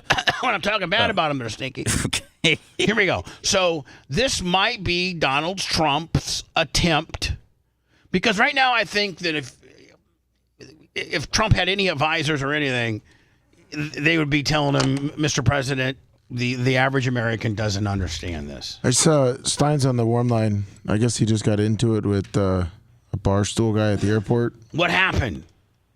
Bubba, so Dave Portnoy's right-hand man, one of his co-hosts on his show for his Final Four thing, they made him ride the bus from New York to San Antonio. Well, he's been tweeting it. It's been a viral thing. They've been all talking about it. And he said he was going to be in Dallas, and so I looked at the bus schedule. So I just met him, and I totally baby-faced Bubba. I even brought a bottle of champagne. I bought a bus ticket. They let me go to the back. As soon as I went to where the buses are, a security guard, before I even interacted with the guy, took the champagne out of my hand and pointed to a sign, no alcohol. So I had this nice, expensive bottle of champagne that get confiscated. I don't even have time to talk to her. And then I go straight to Rico, and I totally baby-face. I'm like, listen, I'm sorry. Is Rico the barstool guy? Yes, and he's Dave Portnoy's co-host for their Final Four show. Okay, they're sending Rico all the way to San Antonio on a bus as part of a gimmick for Final Four. Greyhound, yes. So me and Prepaid woke up at 6 a.m. to go catch the 6:45 a.m. bus, and it was so thugged out. Pay-per-view's like totally freaked out. I mean, it was almost a traumatic experience for her. She's never seen that many fentanyl addicts, and she's never seen that. No, I'm not even kidding. She's never even been to a bus stop. And I've only been, a handful of times. The degenerates of the world are at the bus station. Yes. Well, he called Stein a rat scum loser. So anyway, hold on. Let Alex tell the story. So you want me to pull up his tweet? I said it to So you. I'm totally baby-facing. I got the meta glasses. I'm about to edit it together. But the whole time I'm like, listen, Donald Trump, he pardoned the January 6ers for storming the Capitol. Can Dave just, pardon me for storming the offices? He wasn't having any of it. But I baby-faced the whole time. I was like, I kind of wanted to start and be, adversarial, but I was like, no, I'm just going to be cool. And but he was not having it. He kept security multiple times, kept getting security. So when you said, hold on, when you say that you baby-faced, tell me the events of how you hold on, let me just ask a question. How you approached him and how it all went down. Here, let me see if I can play the audio. Let me see if I can. Hold on. Because he reports on his... Bubba, I'm going to hang up because I got to play the audio from my meta glasses, but I'll play the audio right now for you. So I'm going to hang up and call you right back from Prepaid's phone. I'm going to call you right back from Prepaid. Rico, Bosco, or whatever, the Dave Portnoy guy. Dallas has been fun. I've been here 30 seconds. The rat scum loser who stormed the New York City offices, Alex Stein, met me off the bus with some bimbo trying to get a pardon. I immediately went for security and wanted nothing to do with him. I'm sure. Okay, let me get him. Okay, we got you, buddy. You got me? Yeah. Okay, Bubba, so I'm going to play the audio of the encounter. Tell me if the audio is okay. I'm going to put the phones together so we can hear the audio. Okay. Go. Okay, I brought a bottle of champagne, and you just called it. I'm trying to negotiate a pardon. I was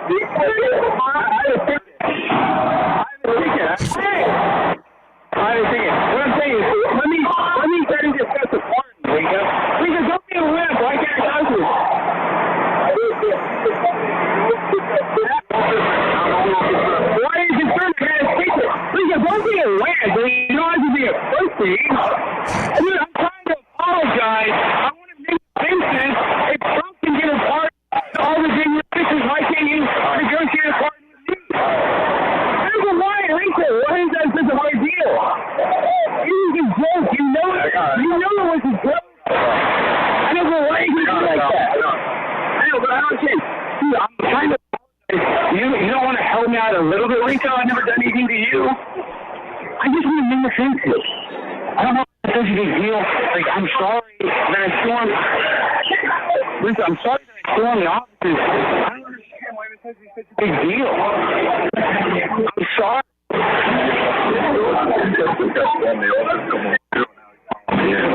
just trying to talk to you. Listen, I'm sorry. Sorry that it takes.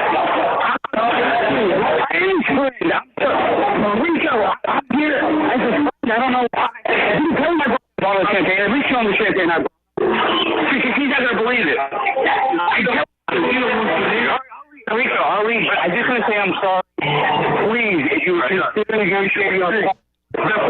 I'm sorry.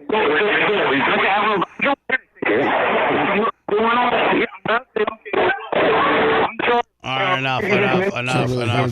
enough. I think the Zapruder films were far more clear. It was. I mean, it was horrible. It was just clipping, and it was very. I mean, we could hear you saying. We could hear you saying that you were sorry. You'd like to get a pardon, but it was very, very. It was very inaudible on our side. Dang it! Maybe I had the phones too close together. Dang it! Well, very distorted. But I'm sure once you post it, it'll be perfect. And I'm sorry about that. I wish you would have. And I wish that. I mean, I think you need to understand that Dave Portnoy is never going to give you a pass, and so you need to take that and run with it. That you're never going to getting a pass. So now you need to take. You need to change your course. That's what I'm saying. See, I'm kind of mad that I didn't go hard on him, and I just was nice the whole time. Does that make me look like a wimp because I was so nice? No, I mean, no. You try. I mean, listen. The one opportunity you've had post you storming the headquarters was this. You tried to babyface and make good and apologize. They don't want anything to do with it. Now change course. You tried. Now change course. Yeah, because I feel like this is the thing. I actually would get more clicks if I went after them.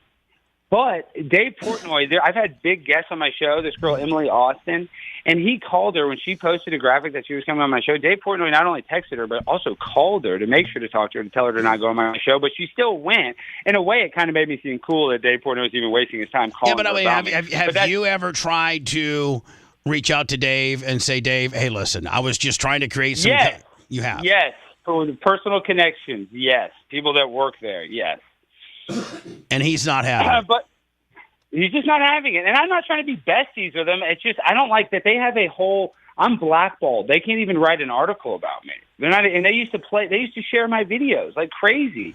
And it's just but I mean, listen, I mean, Alex, I got to be honest with you. If a guy did the same thing to my front offices and came in here and raised all kinds of hell, I'd probably have the same rules of engagement that we're not going to have anything to do with that guy. He's a dick. He's forever blackballed. In fact, I have some of those people that have done me so wrong in my business that I'll never forgive them. You know some of those people. Hall of Fame Big Red, $100.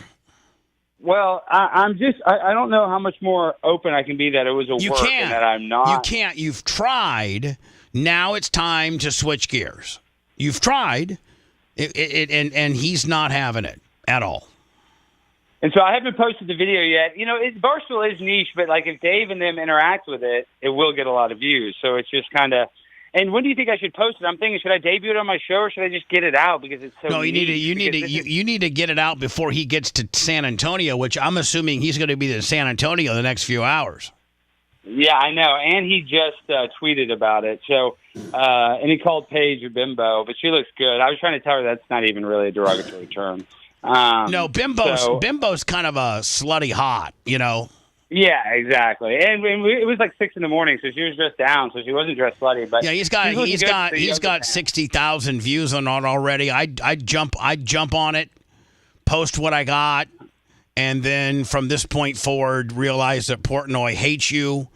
And that he's never going to forgive you storming his headquarters, and you need to change directions on how you're treating that deal. Yeah, but should I try to go on the offensive? No. I would just stay in your Alex Stein lane. What I mean, Portnoy is insignificant in your world. I mean, he's way larger. You're never going to be bigger than him. He's way larger. Yeah, I'm just saying. So, Bubba, oh my God! And this is also why I wanted to call in. I forget about this. I'm listening to the replay that you put where it was Hogan calling in about how Linda was with a 19-year-old and you had Tucker on. And you and Spice Boy were jobbing Tucker out. You said at one point, oh, Tucker, if you had your show still, you didn't get fired. That was your exact quote to Tucker. I could get Hogan on your show right now, and you'd have the #1 rating tonight. And Tucker's like, yeah, you're probably right. No, but I mean, can't believe how much you're jobbing out Tuck. But you are all calling him Tuck. And even Spice Boy, I was like, man, I wish I could go back in a time machine and beat Spice Boy up, calling Tucker Tuck. I mean, it was just so funny. Listen, but hold on, that's the relationship that me and Tuck had. That we were always busting balls, and he was talking about how he's addicted to Nicorette, and he liked to smoke a Marlboro 83 right now. Like, I mean, we were just constantly transparent and busting balls. Like, that's the relationship we had. And Tucker had a wide open statement too in that, because he was talking, he was all the way wide open because Hogan's all down to Trot, and y'all are talking about, and you're totally just making Hogan feel so bad. Now looking back, because you're like, oh, he's a 19-year-old, got a Sea-Doo shop in Clearwater, like kind of like you were jobbing Hogan out. And people don't realize like how good that content really is. If that content could get betterly distributed, how that could, I mean, there's major players in that content. That's right. That is like, I'm telling you, it's iconic. But Tucker has something. Tucker goes, "Is he really 19?" And then Hogan's like, "Yes, brother. Like he's really 19." Yes, brother, he's really 19. And then Tucker goes, "Well, that's really bad when a woman's with a 19-year-old. Now, if it was a man, that's totally cool." Basically, is what he said. And it was just we had back in the day, man. We had Tucker totally unfiltered. Like he was unhinged and unfiltered. He was he wasn't on anywhere except here, and so like he would say things that he would never say anywhere else. Oh, and I got to say, Creatine, Travis, everybody, Bubba Army came through so big last night. So shout out to Bubba Army. I heard you had a whole bunch of Bubba Army in there supporting your 300 show. So thank you to Bubba Army and thank you to Prepaid and thank you guys, Bubba. We love you. Okay, all right. Well, I'll let you guys go, but I'm going to put. Yeah, you're right. I should probably get this clip out. Get it out now, okay, bud? All right. See you later. All right. Rico reports from Barstool. Dallas has been fun. I've been here for 30 seconds. That rat scum loser who stormed the New York City office, Alex Stein, met me off the bus with some bimbo videotaping, trying to get a pardon. I immediately went for security and wanted nothing to do with him. I'm sure the video will come out, but that's all he does is stunts for attention. On the flip side, a random writer got me a fast food. And Jeff Lowe's buddy organized getting me some breakfast tacos. Dallas is by far the worst station so far. No wonder JFK had a hard time here. /Rico. Let me get into the Trump stuff, because supposedly, now I hope that we watch this and then I turn to Seth and be like, Seth, I get it now. I get it. I don't think that's going to happen. I don't either. If you want a deep dive into the Bubba the Love Sponge show from the past, go to BubbaArmyHQ.com. We'll be back after these words.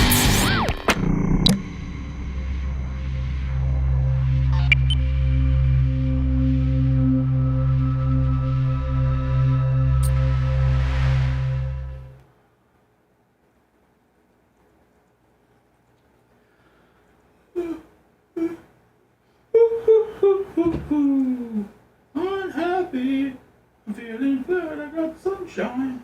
In a bag, I'm useless, but not for long, my future is coming on.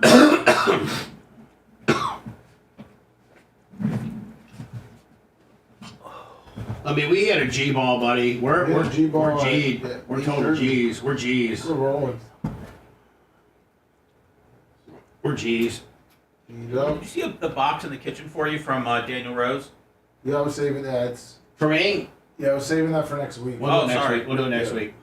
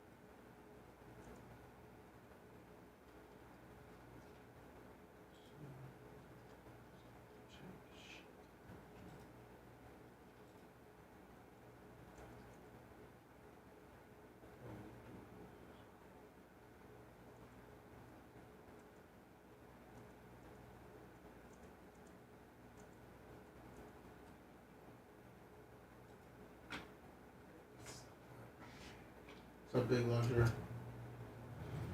Thank you, Big Red.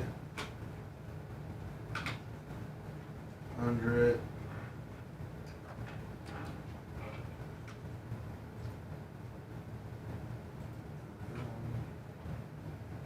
Captain Creamsicle.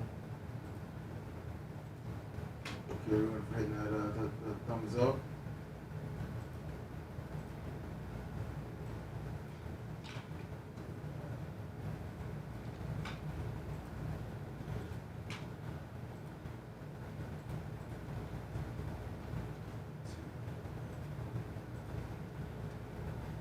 What's up, Birdo? Well, I mean, I'm not going to the Final Four, but I'm going to, they're having the Women's All-Star Game at HCC on Saturday at 3, so I'm going to that. Oh, nice. Tickets were $55 total for 2. At HCC? Yeah. I sure they didn't do it at UT. Just because it's downtown. But Yeah. Yeah, that's true. because they've got like just how they want to keep everything down there. But Everything, I mean, it's still in the area, but that should be fun. But if like UConn wasn't in it and some of the teams that just lost, they had like Paige Becker scheduled to be in it. But there's one girl from USF, Sammy something. Yeah, they could have. But there was no service charge fees or anything. It was, Really? Yeah. Like through the NCAA? Yeah, it's from looks like a third party that puts on the tournament. Looks like it's so. They didn't charge any extra fees. So. I think I'm going to the mascot thing. There's something down at Riverwalk on Saturday that they're giving kids a free basketball and shirt, and then they dribble by the water. Yeah. Really? Yeah. Walk down the Riverwalk. Yeah. That's kind of cool. Yeah, we're gonna go. I'm gonna take Walker to that. Yeah, well, I should be there. There's a birthday party, but I think they might be going late, so they could hit this thing. Yeah, that's Birthday party there. It's I still feel like they're not. The news barely talks about it. maybe tomorrow. Yeah. I mean, I saw a couple billboards with the UConn, UCLA, saying good luck. I haven't seen shit. They put those like right by downtown.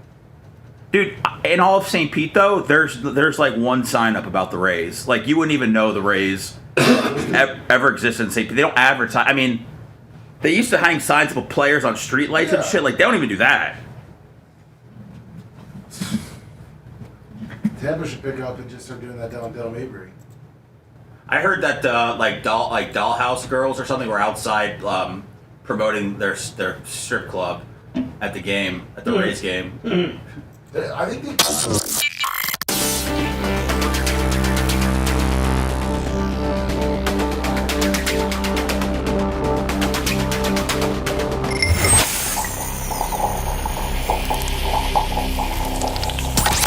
Broadcasting live from the Aquabito studios, aquabito.com/Bubba. It's the Bubba the Love Sponge Show. Tomorrow is a best of.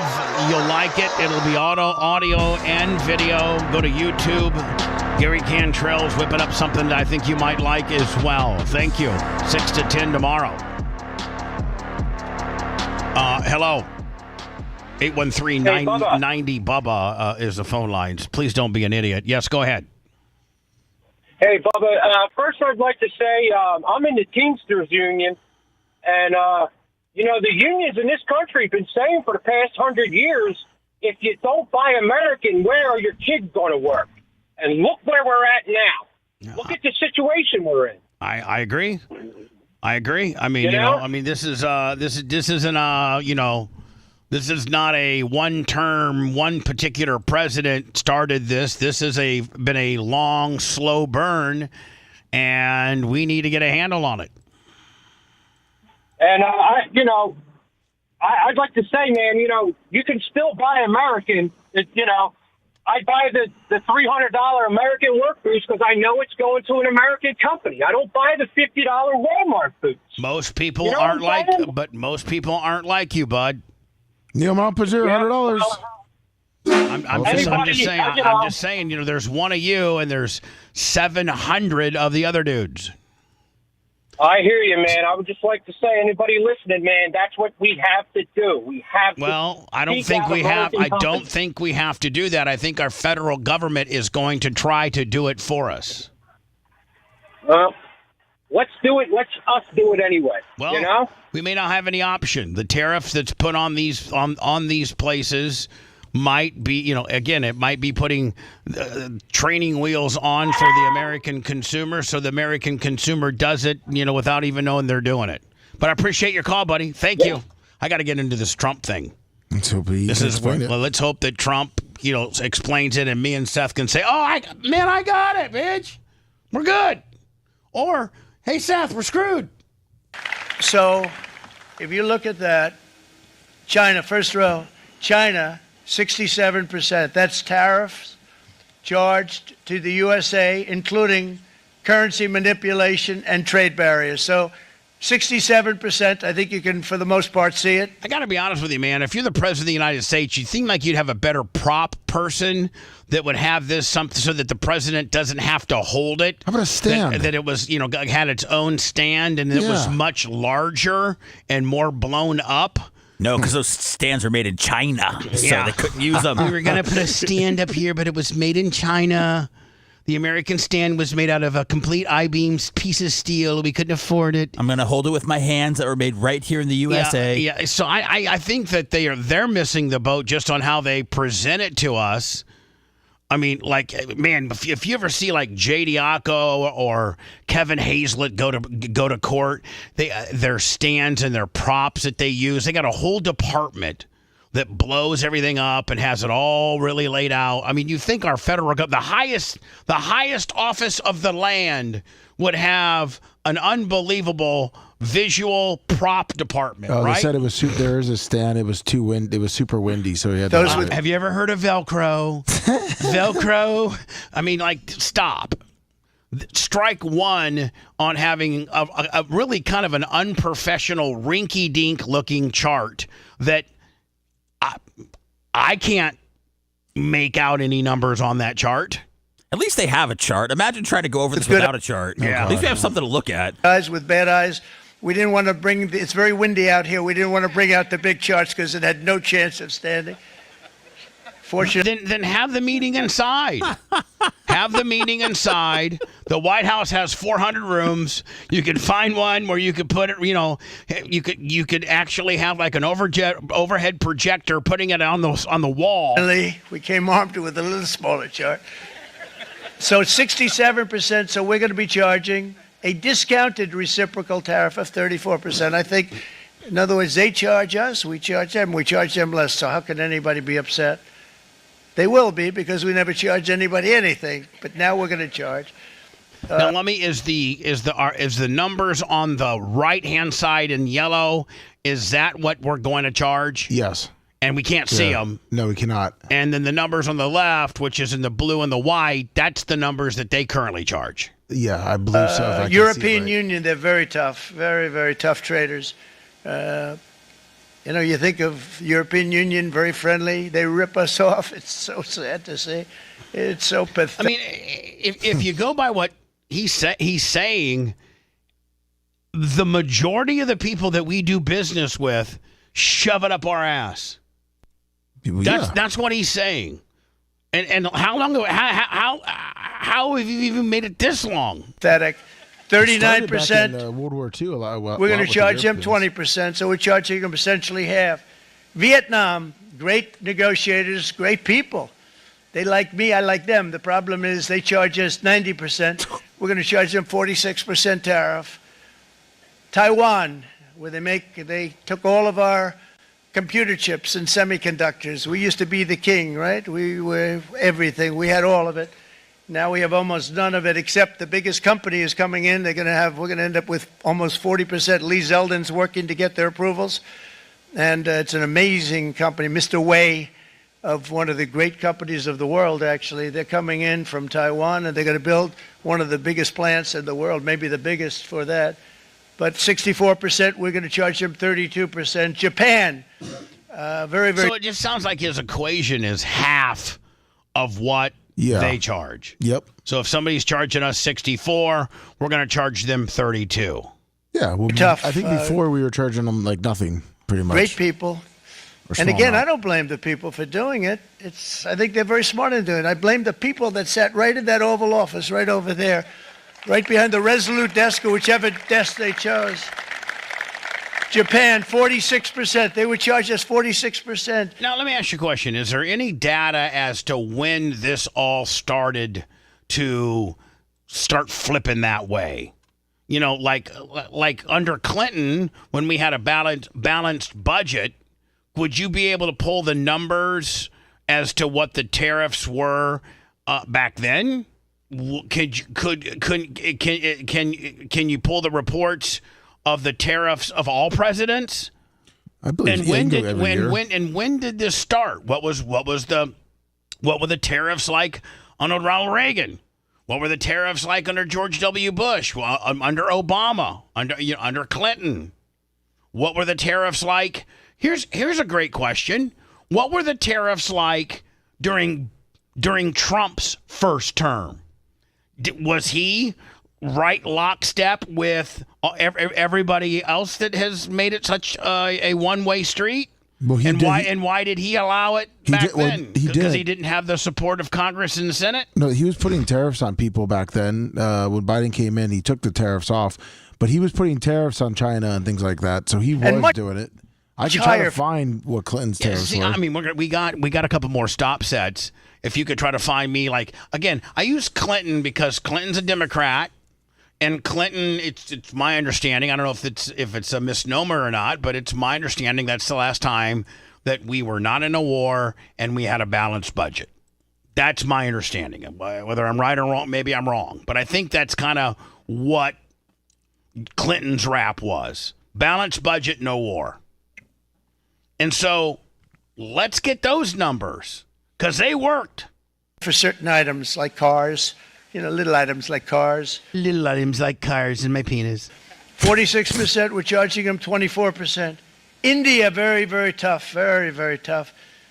The prime minister just left, and he's a great friend of mine, but I said, you're a friend of mine, but you're not treating us right. They charge us 52%. You have to understand, we charge them almost nothing for years and years and decades, and it was only... maybe he'll tell us. 7 years ago when I came in, we started with China charge. We took in hundreds of billions of dollars from China in tariffs, and they understood, honestly. President Xi understood. He said, look, I understand, and the other countries, and they all understand. We're going to have to go through a little tough love, maybe, but they all understand. They're ripping us off, and they understood it. Prime Minister of Japan, Shinzo, was... Are we getting into the dad deal? Shinzo Abe. He was a fantastic man. He was unfortunately taken from us, assassination. But I went to him and I said, Shinzo, we have to do something. A trade is not fair. And he said, I know that. He said, I have to do something, and that's perhaps get better protection so I don't get assassinated. I know that. And he was a great gentleman. He was a fantastic... All right. Let's get to it. Man, but... He understood immediately what I was talking about. I said, Shinzo, we have to do something. He said, I know that. And we worked out a deal, and it would have been a much better deal, but frankly, there were many years left on the deal that was made previous to my getting there, but it was something. If you look at Switzerland, 61% to 31%. Indonesia, Malaysia, Cambodia. Oh, look at Cambodia, 97%. And hold on, 97%. We're going to bring it down to 49. They made a fortune with the United Cambodia. And what do we get from Cambodia? Like, let me maybe Google, what do we import from Cambodia? Because they're clicking us for 97%. So that means like everything's double. Like if we'd buy I don't know, a tablecloth from Cambodia and it cost $10, that means it really only costs $5 because they put a 97% tariff on it. United States of America, United Kingdom, 10%, and we'll go 10%. So we'll do Petroleum. The same thing. Oh, petroleum from Cambodia. South Africa, 60%, 30%, and they've got some bad things going on in South Africa. You know, we're paying them billions of dollars, and we cut the funding because a lot of bad things are happening in South Africa. The fake news ought to be looking at it. They don't want to report it. Brazil, 10%, 10%. Bangladesh is 74%. So you see what's going on. Pakistan, 58%. It'd be interesting to take this list and see, deep dive into it. It might take a little bit, but find out what our largest, what we import the most from each of these companies, or countries, I should say. Sri Lanka. Sri Lanka. 88%. So what we're doing is we're taking not the full, we could take the full 88%. Thanks a lot, Howard. He's doing a very good job. How's he doing? To me, they just went in and it looks like they went in halvesies. Yeah. You're charging us 64, we're going to go down to 32. I don't know, man. Do you understand it now? No. I do not understand it any better than I did. Good job, Trump. I don't understand it any better. You know the Japanese prime minister was assassinated, though, correct? Oh, yes. He was a good guy. He's a great guy. He understood. He brought in a lot of money. Did you see where Jean-Claude Van Damme has now are they going to extradite him back? Or is he in Romania? I thought he was here in L.A. Jean-Claude Van Damme facing sex trafficking charges in Romania, allegedly accepting sex with 5 women as a gift. Well, now, if somebody was sending you 5 chicks to your hotel room because you just nailed, you just wrapped up your filming in Cambodia. I'm sorry, where's it from? Romania. Romania. You had a film that you were shooting in Romania and you just killed it, and the director sent up 5 Romanians to take you around the farm. How are you to know that they're trafficked? Are you supposed to ask them, hey, girls 1 through 5, are you all here because you want to be?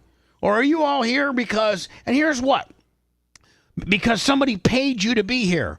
That now, sending a whore to your buddy's hotel room is now not just sending a whore to your buddy's hotel room. That's now sex trafficking.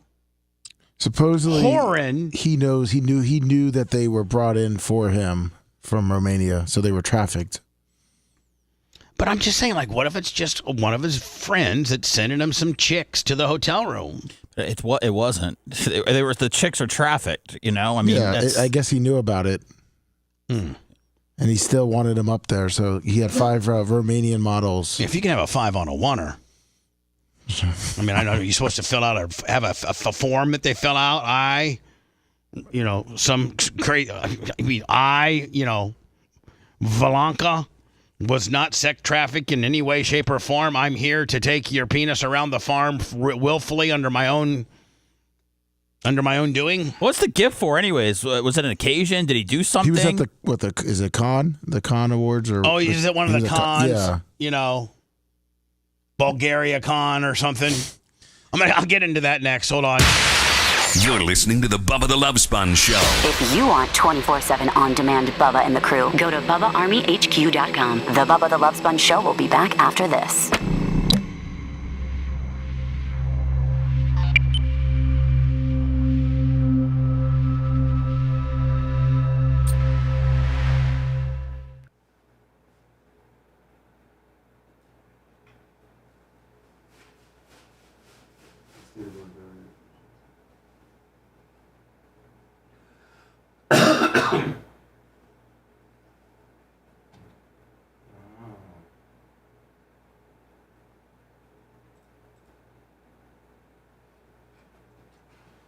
Good question. Says, did he leave a tip?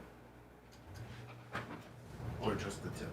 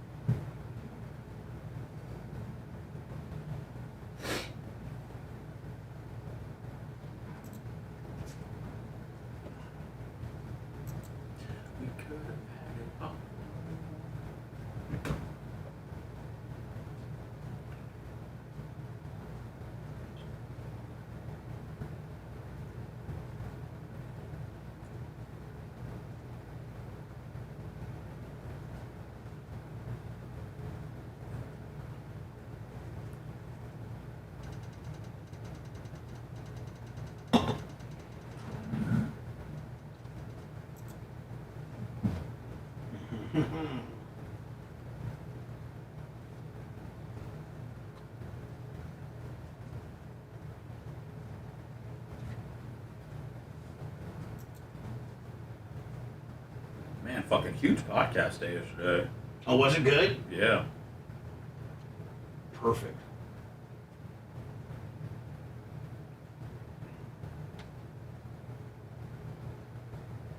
The biggest one in our last 30 days. Who was it? Loner and Stoner. Really?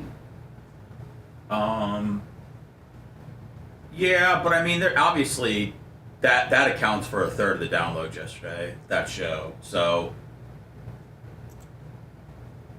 Clement Kush was up the day before, and Bubba Uncensored got a bunch of listens.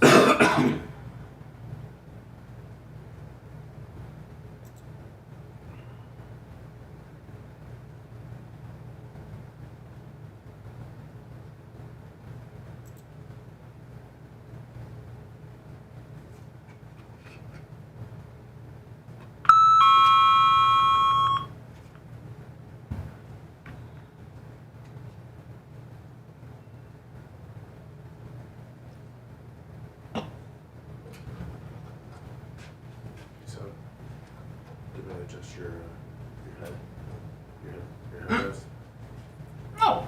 It goes up. No, you don't need to do anything. It goes up. Yeah, there you Oh. go. See? Oh. Yeah. He's got a new one coming. It's adjustable. No, I like this one.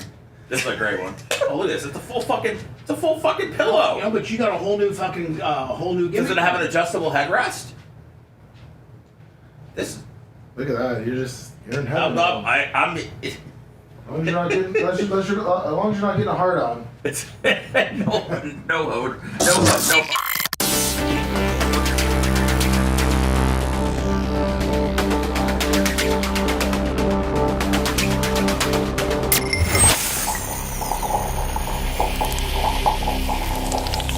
Broadcasting live from the Aquabito Studios. Aquabito.com/Bubba. It's the Bubba the Love Sponge Show. Bubba Army merch, BubbaArmyShop.com, Bubba Army Store. Whether it's the brand new Fat Man Dunks 3, the limited edition pre-sale only. Lummy, did you see on the cash app? Say it again. Little Wilbur's Afterbirth Hall of Famer. $100. 100. Whether it's the Fat Man Dunks 3 that you have until the end of the month to order, which is the third shoe in my shoe series, which is by far, I think, the best one. Quackenbush 10 and New Malpazir Hall of Famer, $100. Or it's the Bubba Army Alpha Volume 25, or some of the limited edition white Bubba Army T-shirts that we listed yesterday as a limited edition. Go to Bubba Army merch, Bubba Army store, BubbaArmyShop.com.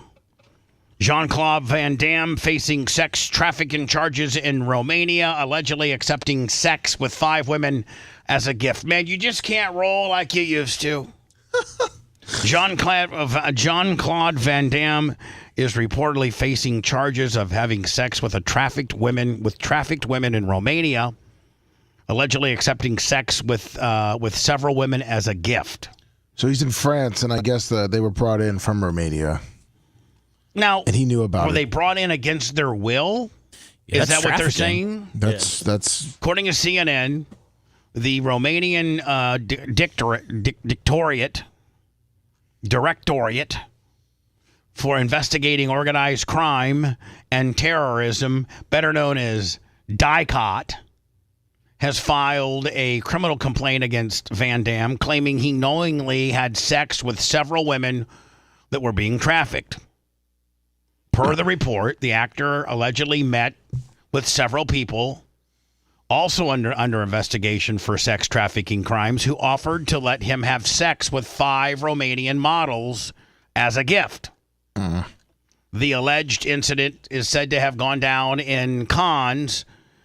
So the French government reportedly has authorized criminal proceedings. Unclear if or when that might happen. Oh, Cannes. They're Cannes. Okay. You know, the Cannes or the Cannes Film Festival. Yeah. Van Damme isn't the only public figure who's been accused of crimes related to sex trafficking in Romania. Our good friend and fellow retweeter of our content, Andrew Tate, along with his brother Tristan Tate, were the only ones allowed to leave the country after they were arrested for sex trafficking charges in 2022. Now, has that gone to trial, or is that still in a holding period, or did that get dropped? I'm talking about the Tate stuff. I'll look that one up. 2022. Like, if you're, you've been arrested or charged, I should say, in Romania with, sex trafficking charges, one would think that you couldn't travel freely unless maybe it's been dropped, settled, non-prosecuted. I'm looking for the France one. It might have been dropped. It looks like it might have been dropped. You mean against Jean-Claude? No, Tate. The Tate one, this one just came out against The last time we caught up with Jean-Claude back in 2016. Well, that was quite a while ago. 9 years ago. This is his take on Trump and the grab it by the P. Oh, this is? Yeah, that's what, this is him reacting to it. When he gave a spirited take on Donald Trump's infamous Access Hollywood tape. Listen to the clip and hear it for yourself. We've reached out to Jean-Claude. So far, no word back. Now, you're saying with regards to the Tate stuff, you don't know where that stands. No, it looks like there's a lot of different ones from Romania to France. So it looks like the France one might have been dropped, but the Romania one is why they're over there right now. That's why the Tates had to return back to Romania because this is supposedly going on? Yeah. So I don't know if you heard about today, there was a huge cyber attack that happened. Twitter was shut down. By the way, this was in 2016. Like his old dog. Boy, he's really been, for 9 years, he's not made any public appearances, any public nothing on social media, nothing on walking out of a restaurant, a paparazzi catching you, or is he just not that relevant anymore? I thought he did an Amazon show. Airbnb, all these major sites. And cyber warfare is like a big hot button issue. I'm curious, do you think that these cyber attacks can have any effect on the outcome of the election? Election.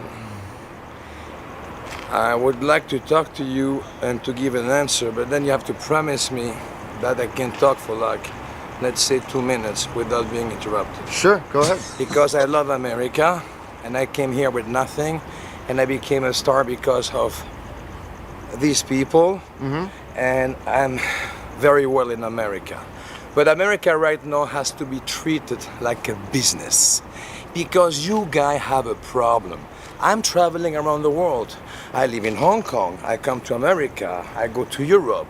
I met Putin face-to-face few times, Berlusconi and other people in China. I met Mr. Trump. Right now, when a guy has invested, let's say 2, 3, 4, 5, 6 billion in his country, he wants to protect his interest. So right now, it's no more time to talk about cyber attack.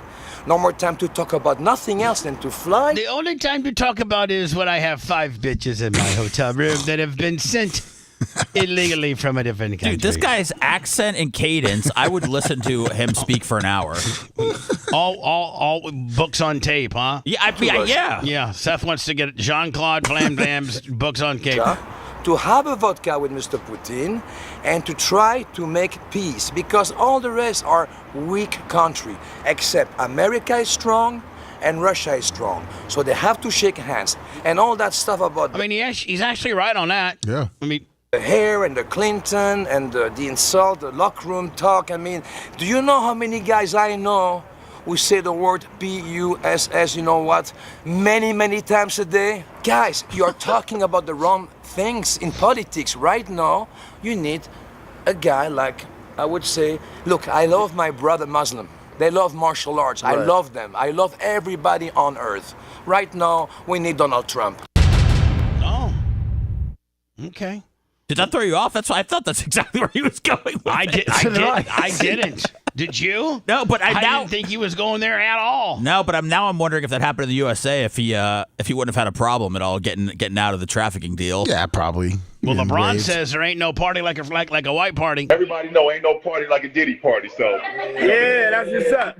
Yeah. Man, I wonder if that's going to come bite him back in the ass. No, ain't no party the like a Diddy party, allegations so. are- What's that? The allegations, though, are not too probably good for him. I mean, what are the allegations about LeBron? Yeah, I mean, within the. It's in that tweet, but it's some guy that I guess was embarrassed or had to do half naked man, and Diddy's accuser says LeBron James and Beyonce saw him being abused at a freak-off in an April 2015 party, according to TMZ. The new lawsuit claims that Diddy humiliated the man in front of the guests by strapping a penis to his face. And Florida, Florida man. We should probably try to look this guy up. Has filed a lawsuit claiming that he was drugged and sent to a 2015 Miami party. The Florida man claims that he saw LeBron James in a bath towel and said to him, "Y'all better do something about that." According to the lawsuit, the man was paraded around the mansion where the guests were told by Diddy to degrade him. The man claims that Beyonce said to him, "Why is a half-naked white man with a penis mask standing in front of me?" Well, you know what? That's probably an inbounds question. Why is there a man with a penis on his face standing in front of me? Yeah. Diddy wants to see what he will do. I'm sorry. Diddy wants him to see what we do to snitches. This is part of his punishment. A P. Diddy friend allegedly responded. The Florida man is not suing LeBron James or Beyonce. He is, however, going after former porn star Adra English, who allegedly paraded him around, Diddy, and accused drug mule Brendan Paul. Oh. Here is an excerpt. I don't know. I think this is just LeBron out shopping or out in the public, and somebody asks him, "Hey, man, what about a P. Diddy party?" Everybody know ain't no party like a Diddy party, so. Yeah, that's what's up. Yeah. Yes, sir. Turn around and vibe. And Bron, when this is done, we're going to drink a couple of bottles of the most premium wine. Please. Yes, sir. Everybody know ain't no party. Man, and Oh. what? Oh, I was gonna say, Is it there looks like he something was. new? No, just I guess he attended a lot of parties when he was in Miami on at P. Diddy's LeBron? house. Yeah. I went now. When's Star the Island. P. Diddy thing supposed? Is it May? Yeah. And I mean, are they gonna parade, the Florida man with a penis mask, to the witness stand? Are they gonna bring in a LeBron James and say, how many P. Diddy parties did you attend? Is the government going to go after them? Are they going to have is the government going to use these very influential people, the Beyoncés, the Jay-Z's, the LeBron James, to potentially flip on P. Diddy to make their story even stronger for deals? And I mean, if you're Jay-Z, you're Beyonce, and you're LeBron James, and they got 1 ounce of anything on you, don't you agree to any deal they'll offer you? Be like, I will say anything you want me to. I will come clean on all of it, as long as I'm not going to have to face charges of, potentially what they did. Well, I mean, they're not being charged with anything, right? I mean, No. Diddy's the one that's getting charged. Right. But I mean, you hear and you see of all these people that attended these parties, and you wonder what they have on these people, or you wonder if they even have anything on the party. And are you going to get called up if you let's say you just went to a white party and you didn't have sex with that guy with the penis mask on, and you didn't do anything inappropriate. Do you still get called up as a witness as to being there and potentially what you saw? Bubba, I feel like they don't necessarily need that because they have all the videos. Oh yeah, that's right. So I mean, if you're on a video doing something, I feel like they might have got you by now. Yeah. I could be completely wrong. You know how those videos are, man. Woo. I've heard something about them. Lummy, I didn't, Louisville Slugger, I thought, when you think of baseball bat, that's what you think of. Yes. You don't think of any, I mean, I guess maybe in the aluminum bat world, you think of Easton and there's different manufacturers within that world. But this torpedo bat that's taking the major league by storm, I guess, what is it? Is it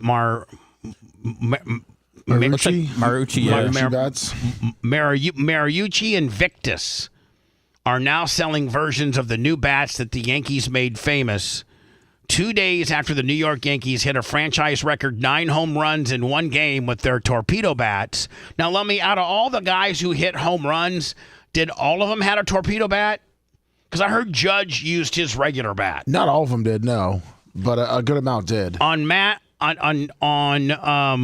Monday night, bat manufacturers, both owned by the same company, unveiled 3 torpedo bats on each of their websites, ranging from $199 to $209. The bats were made to order and promised to ship within a week. The bats, which move more mass to the sweet spot in the barrel, have been all the rage following the Yankees' hot start. The Victus president, Gerald Smith, told this reporter, in his 15 years of making bats, nothing has lit up the phones like the torpedo bat. And, of course, we're going to lean onto it. He said both the Yankees and the Baltimore Orioles have been testing these bats at their bat lab. I guess they sold more bats in one day than they've ever sold in the 15 years of having this country of this deal. That makes sense. There's probably never really a one day a surge of bats, like Black Friday or Christmas or something. Now I wonder if you're a regular major league guy, because in today's world, if you're on a major league roster and you're Lummy, you're one of the, what is it, 20? Is it 28? 29, 30 teams? The roster, and then I know the roster changes a little bit for playoffs and things like that. It's like 25, 26, Lummy? Yeah, 25, I think it's 25. I think with pitchers and relievers and everything, I think it's 25. And then I think that increases to like 30 for the playoffs. Sorry, 26 and then goes to 28. Okay. So, if you're one of the 26 guys on a team, and you're not even a starter, you're a utility guy, maybe the backup catcher or whatever. Louisville, you get a bat deal with like Louisville Slugger. They take, you call them up and you tell them, I want the 37-inch X amount of ounces, a quarter-inch cup. And then they put your name on it. And that's just one of the benefits of being a big leaguer is you get your own bat. Whereas, if recreational guys and minor league guys might even get bat deals too. But am I thinking that the torpedo bats aren't doing deals with anybody, and that the however many hundreds of bats that they sold Monday night were Major League Baseball guys that were ordering them? Do you think that the Major League Baseball guys are getting them for free? Ryan MBSC, $20. They're getting it for free. They all have the teams have all deals with all the different bat manufacturers. I know, but like if a team's got a deal with Louisville Slugger, and your number 4 hitter says, "Hey, listen, I know we got a deal with Louisville, but I want one of these torpedo bats." They may not be able to, torpedo bats may not be able to, they have exclusive shoe deals and mitt deals and, bat deals, where if you got a Louisville Slugger deal, you may not be able to swing another bat. Well, every player makes their own bat deal, but the major league teams don't make deals with the bat companies, so they can use any bat they want. I know. but let's say you're a guy, well, Lummy, you screwed yourself, yeah. And you're a Louisville Slugger guy. But you got to get one of those torpedo bats. You better be calling Louisville Slugger and saying you better start making one of these. Yeah, immediately. It's the cost of doing business. When we return and wrap up the show, New Orleans Saints, Kalen Saunders, He's a football player for the New Orleans Saints. He is hosting an LGBTQ-friendly youth football camp. Football is for all. Of course. Now, how many LGBTQ people want to play football? I mean, I guess we'll find out. Sure will. Can you imagine lining up against a guy that had blue hair and was transitioning, as a girl, and he whipped your ass? What do you mean lining up? Like, I mean, getting a 3-point stance. We doing Oklahoma drills? Yeah, we're doing Oklahoma drills, and that guy, that blue hair person that's half girl, whips your ass. Well, I mean, to put them up, then they're starting. If you love that segment, then check out BubbaArmyHQ.com and do a deep dive on past shows. The Bubba the Love Sponge Show will be right back.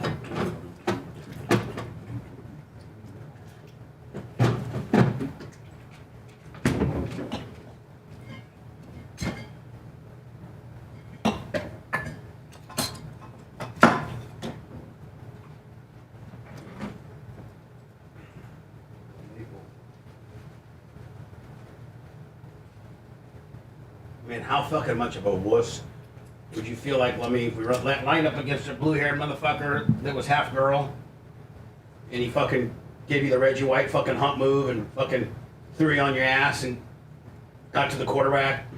Or if he pancakes you. Or he pancaked the fuck out of you, makes you look like a complete fish. I take my pads off and go home. I would take his helmet off and kiss him. Gently. Seth would make out with him.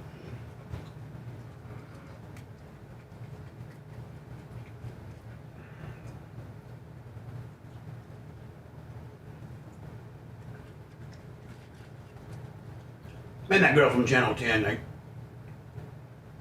it's just like she's a doll. They got so much makeup on her.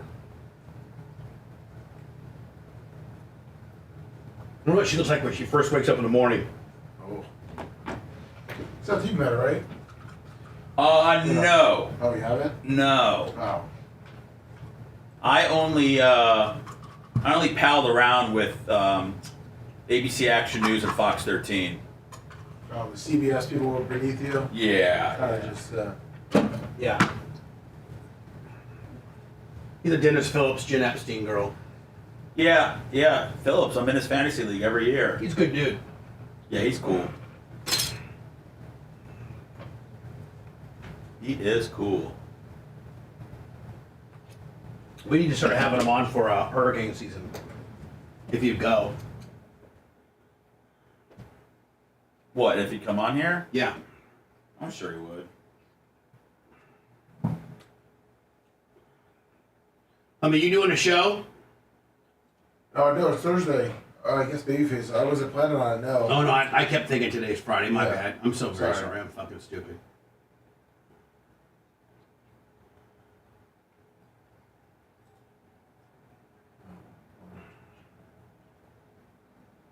All right, soon as I will.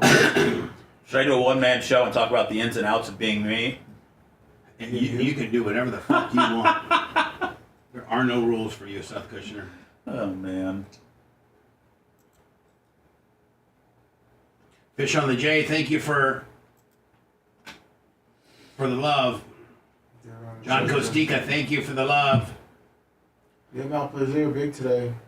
Jean-Claude Van Damme, $100 Venmo. Thank you. Woo! He's giving the love. Cable Dog, thank you. Johnny K, thank you. Ryan, I'm headed out, man, but I gotta stock up on some cards. I was at the card store yesterday trying to get Bowman U, and they didn't come out until today. Creatine. I don't know what's going on. Thank you, Fat Pig. That's all I know how to do. Tom McCade, 50 on the Venmo. Thank you, Todd. Little Kiz Able Diz. Good day, Bubba Army Tips. Mitch Nard, Big Red. Let's see. What podcast should I put out today? I've got Tuttle and Kristen, Operation Pigmentation, Over the Line, Takes Bits. Operation Pig. Ooh, ooh, ooh, ooh, ooh. This new Mario Kart game is a scam. You have to buy a new Switch to play it. Are you fucking kidding me? No, and those things are like, I don't know, like $300 or $400. Fucking Nintendo bastards.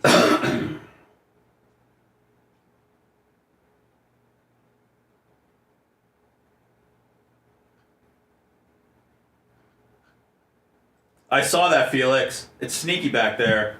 I will, Biggie.